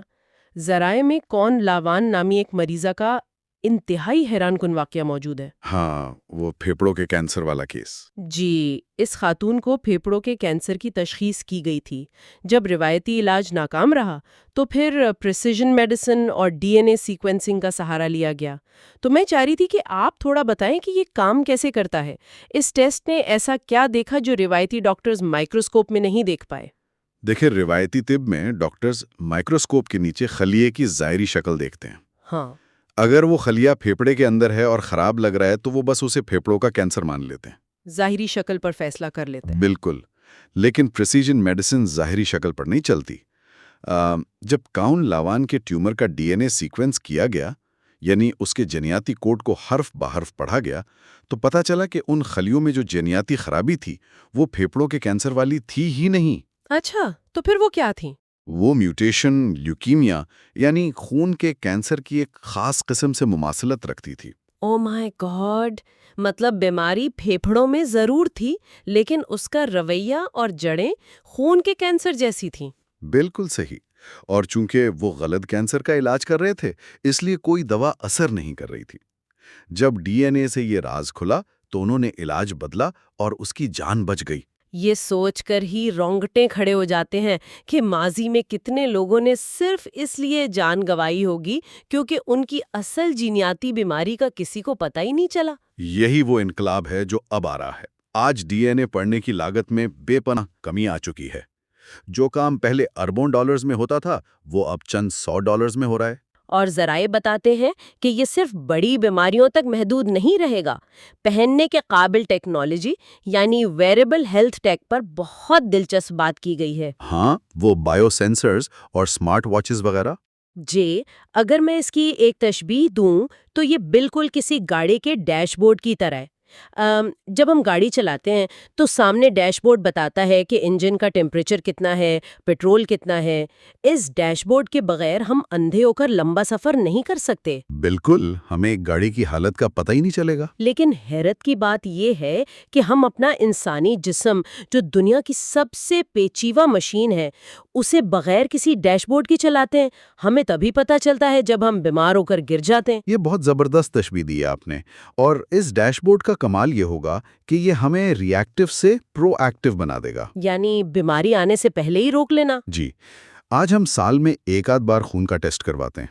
वो बस उस एक लम्हे की तस्वीर होती है, लेकिन जिस्म तो हर सेकंड बदल रहा है ना। सही बात है। तो मुस्तकबिल के जो बायोसेंसर्स होंगे, जिनमें जिल्द के साथ चिपकने वाले पैचेस शामिल हैं, वो हमारे जिस्म का रियल टाइम डेटा देंगे। ब्लड शुगर, दिल की धड़कन, प्रोटीन्स की कमी, ये सब मुसलसल मॉनिटर होगा। ये सेंसर्स हार्ट अटैक आने से कई दिन पहले ही अलार्म बजा देंगे। अरे वाह! और जब ये रियल टाइम डेटा हमारे डीएनए की मालूमात के साथ मिलेगा तो अद्वियात की दुनिया में फार्माकोजेनेटिक्स का शोबा काम आएगा। बिल्कुल। हम सब देखते हैं कि बुखार की एक ही गोली किसी को फौरन आराम देती है और किसी के मैदे में शदीद रिएक्शन कर देती है। उसकी बुनियादी वजह भी हमारा डीएनए ही है। जब कोई दवा जिस्म में जाती है तो जिगर के एंजाइम्स उसे हजम करते हैं, और इन एंजाइम्स के बनने का सारा कोड हमारे जीन्स में लिखा होता है। यानी हर इंसान का दवा को हजम करने का तरीका मुख्तलिफ है। जी हाँ, मुस्तकबिल में डॉक्टर दवा देने से पहले मरीज का जीनियाती प्रोफाइल चेक करेगा और फिर वही दवा देगा जो उसके डीएनए के साथ मैच करती हो। इससे दवाओं के साइड इफेक्ट्स का मसला तो तकरीबन खत्म ही हो जाएगा। ये तो बहुत कमाल की बात है। लेकिन तशखीस और अद्वियात के अलावा ज़राए में आज़ा की पैवतकारी के हवाले से जो बात है वो मुझे सबसे ज़्यादा हैरान कुन लगी। हाँ, 3D प्रिंटिंग और ट्रांसप्लांट्स वाली बात। बिल्कुल। आज दुनिया भर में लाखों मरीज सिर्फ इसलिए इंतकाल कर जाते हैं क्योंकि उन्हें वक्त पर डोनर का दिल या जिगर नहीं मिल पाता। लेकिन ज़राए के मुताबिक मुस्तकबिल में 3D प्रिंटिंग के जरिए लेबोरेटरी में इंसानी आज़ा बनाए जा सकेंगे। ये तो बिल्कुल साइंस फिक्शन लगता है। एक जिंदा धड़कता हुआ दिल हम कैसे प्रिंट कर सकते हैं? देखिए, इसके पीछे स्टेम सेल्स की साइंस है। किसी भी इंसान की जिल्द के चंद खुलिये लिए जाते हैं और उन्हें लैब में वापस उनकी इब्तिदाई हालत यानी स्टेम सेल्स में बदल दिया जाता है। अच्छा, जो मास्टर सेल्स होते हैं। जी, जो जिस्म का कोई भी हिस्सा बन सकते हैं। फिर उन खलियों को 3D प्रिंटर की एक खास किस्म की स्याही के तौर पर इस्तेमाल किया जाता है। प्रिंटर उन खलियों को तह दर तह बिछाता है, बिल्कुल वैसे ही जैसे हम 3D प्लास्टिक प्रिंट करते हैं। और चूंकि ये नया उज्व उसी मरीज के अपने खलियों से बना होता है तो जिस्म इसे मुस्तरद भी नहीं करेगा। बिल्कुल सही समझिए आप। आज के डोनर ट्रांसप्लांट्स का सबसे बड़ा मसला यही है कि मुदाफ़ियती निज़ाम नए उज़्व पर हमला कर देता है। प्रिंटेड उज़्व में ये खतरा नहीं होगा। ये तो एक खत्मी हल लगता है। लेकिन एक नया दिल या जिगर प्रिंट होने में तो काफ़ी वक्त लग सकता है। अगर किसी के पास इंतज़ार का वक्त ही ना हो तो? इसके लिए ज़राए में जीनो ट्रांसप्लांटेशन का जिक्र है, यानी जानवरों के अज़ा इंसानों में लगाना, ख़ास तौर पर खंजीर के अज़ा। لیکن انسان کا جسم تو کسی جانور کے اعضاء کو فوراً ریجیکٹ کر دے گا، ہے نا؟ یہیں پر جینیاتی انجینئرنگ یا کرسپر ٹیکنالوجی میدان میں آتی ہے۔ خنزیر کے اعضاء سائز میں انسانی اعضاء سے بہت ملتے جلتے ہیں، لیکن مسئلہ یہ ہے کہ ان کی خلیوں کی سطح پر ایک شوگر مالیکیول ہوتا ہے جسے الفا گیل کہتے ہیں۔ اچھا۔ انسانی جسم میں جیسے ہی یہ داخل ہوتا ہے، ہمارا امیون سسٹم اسے شدید خطرہ سمجھتا ہے۔ تو سائنسدان اب کرسپر کے ذریعے خنزیر کے ڈی این اے سے وہ جین ہی نکال رہے ہیں جو یہ شوگر بناتا ہے۔ ارے واہ، مطلب جینیاتی طور پر تبدیل شدہ اعضاء؟ مقصد یہ ہے کہ اعضاء کی کمی کا عالمی بحران ختم ہو جائے؟ بالکل۔ تو اگر ہم اس ساری گفتگو کو جوڑیں، سینسرز ہمیں بیمار ہونے سے پہلے خبردار کر دیں گے، ڈی این اے ٹیسٹنگ سے انفرادی علاج ہوگا اور خراب عضو کو پرنٹ کر کے بدل دیا جائے گا۔ اگر یہ سب ہوتا ہے تو انسان کی اوسط عمر میں تو بے پناہ اضافہ ہوگا۔ جی، ذرائع بتاتے ہیں کہ ترقی یافتہ ممالک میں اوسط عمر 113 سال تک پہنچ سکتی ہے۔ 113 سال؟ اور وہ بھی فعال اور صحت مند؟ ہاں، اسے لائف سپین کے بجائے ہیلتھ سپین کو بڑھانا کہتے ہیں، یعنی بستر پر پڑی زندگی نہیں، توانائی سے بھرپور زندگی۔ یہاں ایک بات واقعی دلچسپ اور حیران کن ہو جاتی ہے۔ اگر سب لوگ 113 سال تک زندہ رہنے لگیں تو کیا دنیا میں وسائل ختم نہیں ہو جائیں گے؟ کیا معیشت بیٹھ نہیں جائے گی؟ زمین تو پہلے ہی ہانپ رہی ہے گلوبل وارمنگ اور خوراک کی کمی سے۔ یہاں جو بات سب سے زیادہ دلچسپ ہے وہ یہ ہے کہ تاریخ میں جب بھی آبادی بڑھی ہے، تباہی کی پیشگوئیاں کی گئی ہیں۔ 18ویں صدی میں تھامس مالتھس نے کہا تھا کہ دنیا فاقوں سے مر جائے گی۔ ہاں، کہ آبادی زیادہ اور خوراک کم ہو جائے گی۔ جی، 20ویں صدی میں بھی پاپولیشن بوم کا خوف دلایا گیا، لیکن ایسا نہیں ہوا کیونکہ انسانی جدت یعنی انوویشن ہمیشہ آبادی کے دباؤ سے زیادہ تیزی سے بڑھی ہے۔ ہم نے زراعت کے نئے طریقے نکال لیے۔ تو مصنف کا استدلال یہ ہے کہ 100 سال جینے والے محض وسائل استعمال کرنے والی مشینیں نہیں ہوں گے، بلکہ وہ ذہن ہوں گے جو مسائل کا حل نکالیں گے۔ بالکل، اگر ہمارے پاس صحت مند افراد ہوں جن کے پاس دہائیوں کا تجربہ ہو تو وہ بوجھ نہیں بلکہ ایک اثاثہ ہوں گے۔ مصنف کا ماننا ہے کہ انسانی ذہن ہی سب سے بڑا وسیلہ ہے۔ لیکن پھر تو ہمارے روزگار اور کیریئر کے بنیادی اصولوں کو تبدیل ہونا پڑے گا۔ آج کا ماڈل تو یہ ہے کہ 65 سال کی عمر میں ریٹائرمنٹ ہو جاتی ہے۔ میں تو سوچ رہی تھی کہ اگر مجھے اسی سال تک کام کرنا پڑے تو یہ تو ایک تھکا دینے والا ڈراؤنا خواب لگتا ہے۔ ہاں اور اسی لیے موجودہ ماڈل نہیں چل سکتا۔ جب زندگی طویل ہوگی تو زندگی گزارنے کا ڈھانچہ لکیری یعنی ایک سیدھی لائن میں نہیں رہے گا۔ ذرائع میں ایک نیا تصور ہے، اسکیل بیٹیکلز۔ اسکیل بیٹیکلز یہ کیا ہوتا ہے؟ اس کا مطلب ہے کہ لوگ طویل پیشہ ورانہ زندگی کے دوران کئی بار وقفے لیں گے۔ کوئی شخص 20 سال ایک فیلڈ میں کام کرے گا، پھر کچھ سال کا بریک لے کر نئی مہارت سیکھے گا اور 50 سال میں نیا کیریئر شروع کرے گا۔ ریموٹ ورک اور ٹیلی کمیوٹنگ سے یہ سب ممکن ہوگا۔ یہ سب سننے میں تو ایک مثالی معاشرہ لگتا ہے، لیکن ایک بہت ہی سنگین مسئلہ ذرائع میں اٹھایا گیا ہے، طبقاتی تفریق اور عدم مساوات کا۔ یہ بہت اہم پوائنٹ ہے۔ اگر یہ ساری ٹیکنالوجیز اور ڈی این اے ٹیسٹنگ اتنی مہنگی ہوئیں کہ صرف چند امیر ترین لوگ ہی افورڈ کر سکیں تو کیا ہوگا؟ کیا امیر لوگ 150 سال تک جوان رہیں گے اور غریب آج کی طرح 60 سال میں مر جائیں گے؟ یہ اس بحث کا سب سے حساس اخلاقی پہلو ہے، اور یہاں میں واضح کر دوں کہ ہم صرف مصنف کے خیالات کو غیر جانبدارانہ طور پر رپورٹ کر رہے ہیں، کسی سیاسی نظریے کی تائید نہیں کر رہے ہیں۔ بالکل، ہمارا مقصد صرف ذرائع میں موجود معلومات پہنچانا ہے۔ تو مصنف خبردار کرتا ہے کہ اگر ان علاجوں تک مساوی رسائی نہ دی گئی تو معاشرے میں جو تفریق پیدا ہوگی وہ صرف دولت کی نہیں، حیاتیاتی ہوگی۔ ایک طبقہ سپر ہیومن بن جائے گا اور دوسرا پیچھے رہ جائے گا۔ یہ عدم مساوات کوئی بھی معاشرہ برداشت نہیں کر پائے گا۔ تو پھر اس سنگین صورتحال سے بچنے کا راستہ کیا ہے؟ اس کا جواب کتاب کے آخری چیپٹر کے ذرائع میں ملتا ہے، اور اس میں سب سے بنیادی تجویز یہ ہے کہ بڑھتی عمر کو ایک قدرتی عمل ماننے کے بجائے باقاعدہ ایک بیماری تسلیم کیا جائے۔ ہاں، ایجنگ ایز اے ڈیزیز۔ جی، اب بظاہر یہ صرف الفاظ کا ہیر پھیر لگتا ہے۔ ہم اسے نیچرل پروسیس کہیں یا ڈیزیز، اس سے عملی دنیا میں کیا فرق پڑے گا؟ دیکھیں، یہ الفاظ کا کھیل نہیں ہے، اس کے پیچھے فنڈنگ کا ایک بہت بڑا نظام جڑا ہے۔ FDA جیسے ادارے بیماریوں کے علاج کو منظور کرتے ہیں اور فنڈز دیتے ہیں۔ جب تک آپ ایجنگ کو قدرتی عمل کہیں گے، کوئی حکومت اربوں ڈالرز کی ریسرچ فنڈنگ نہیں دے گی۔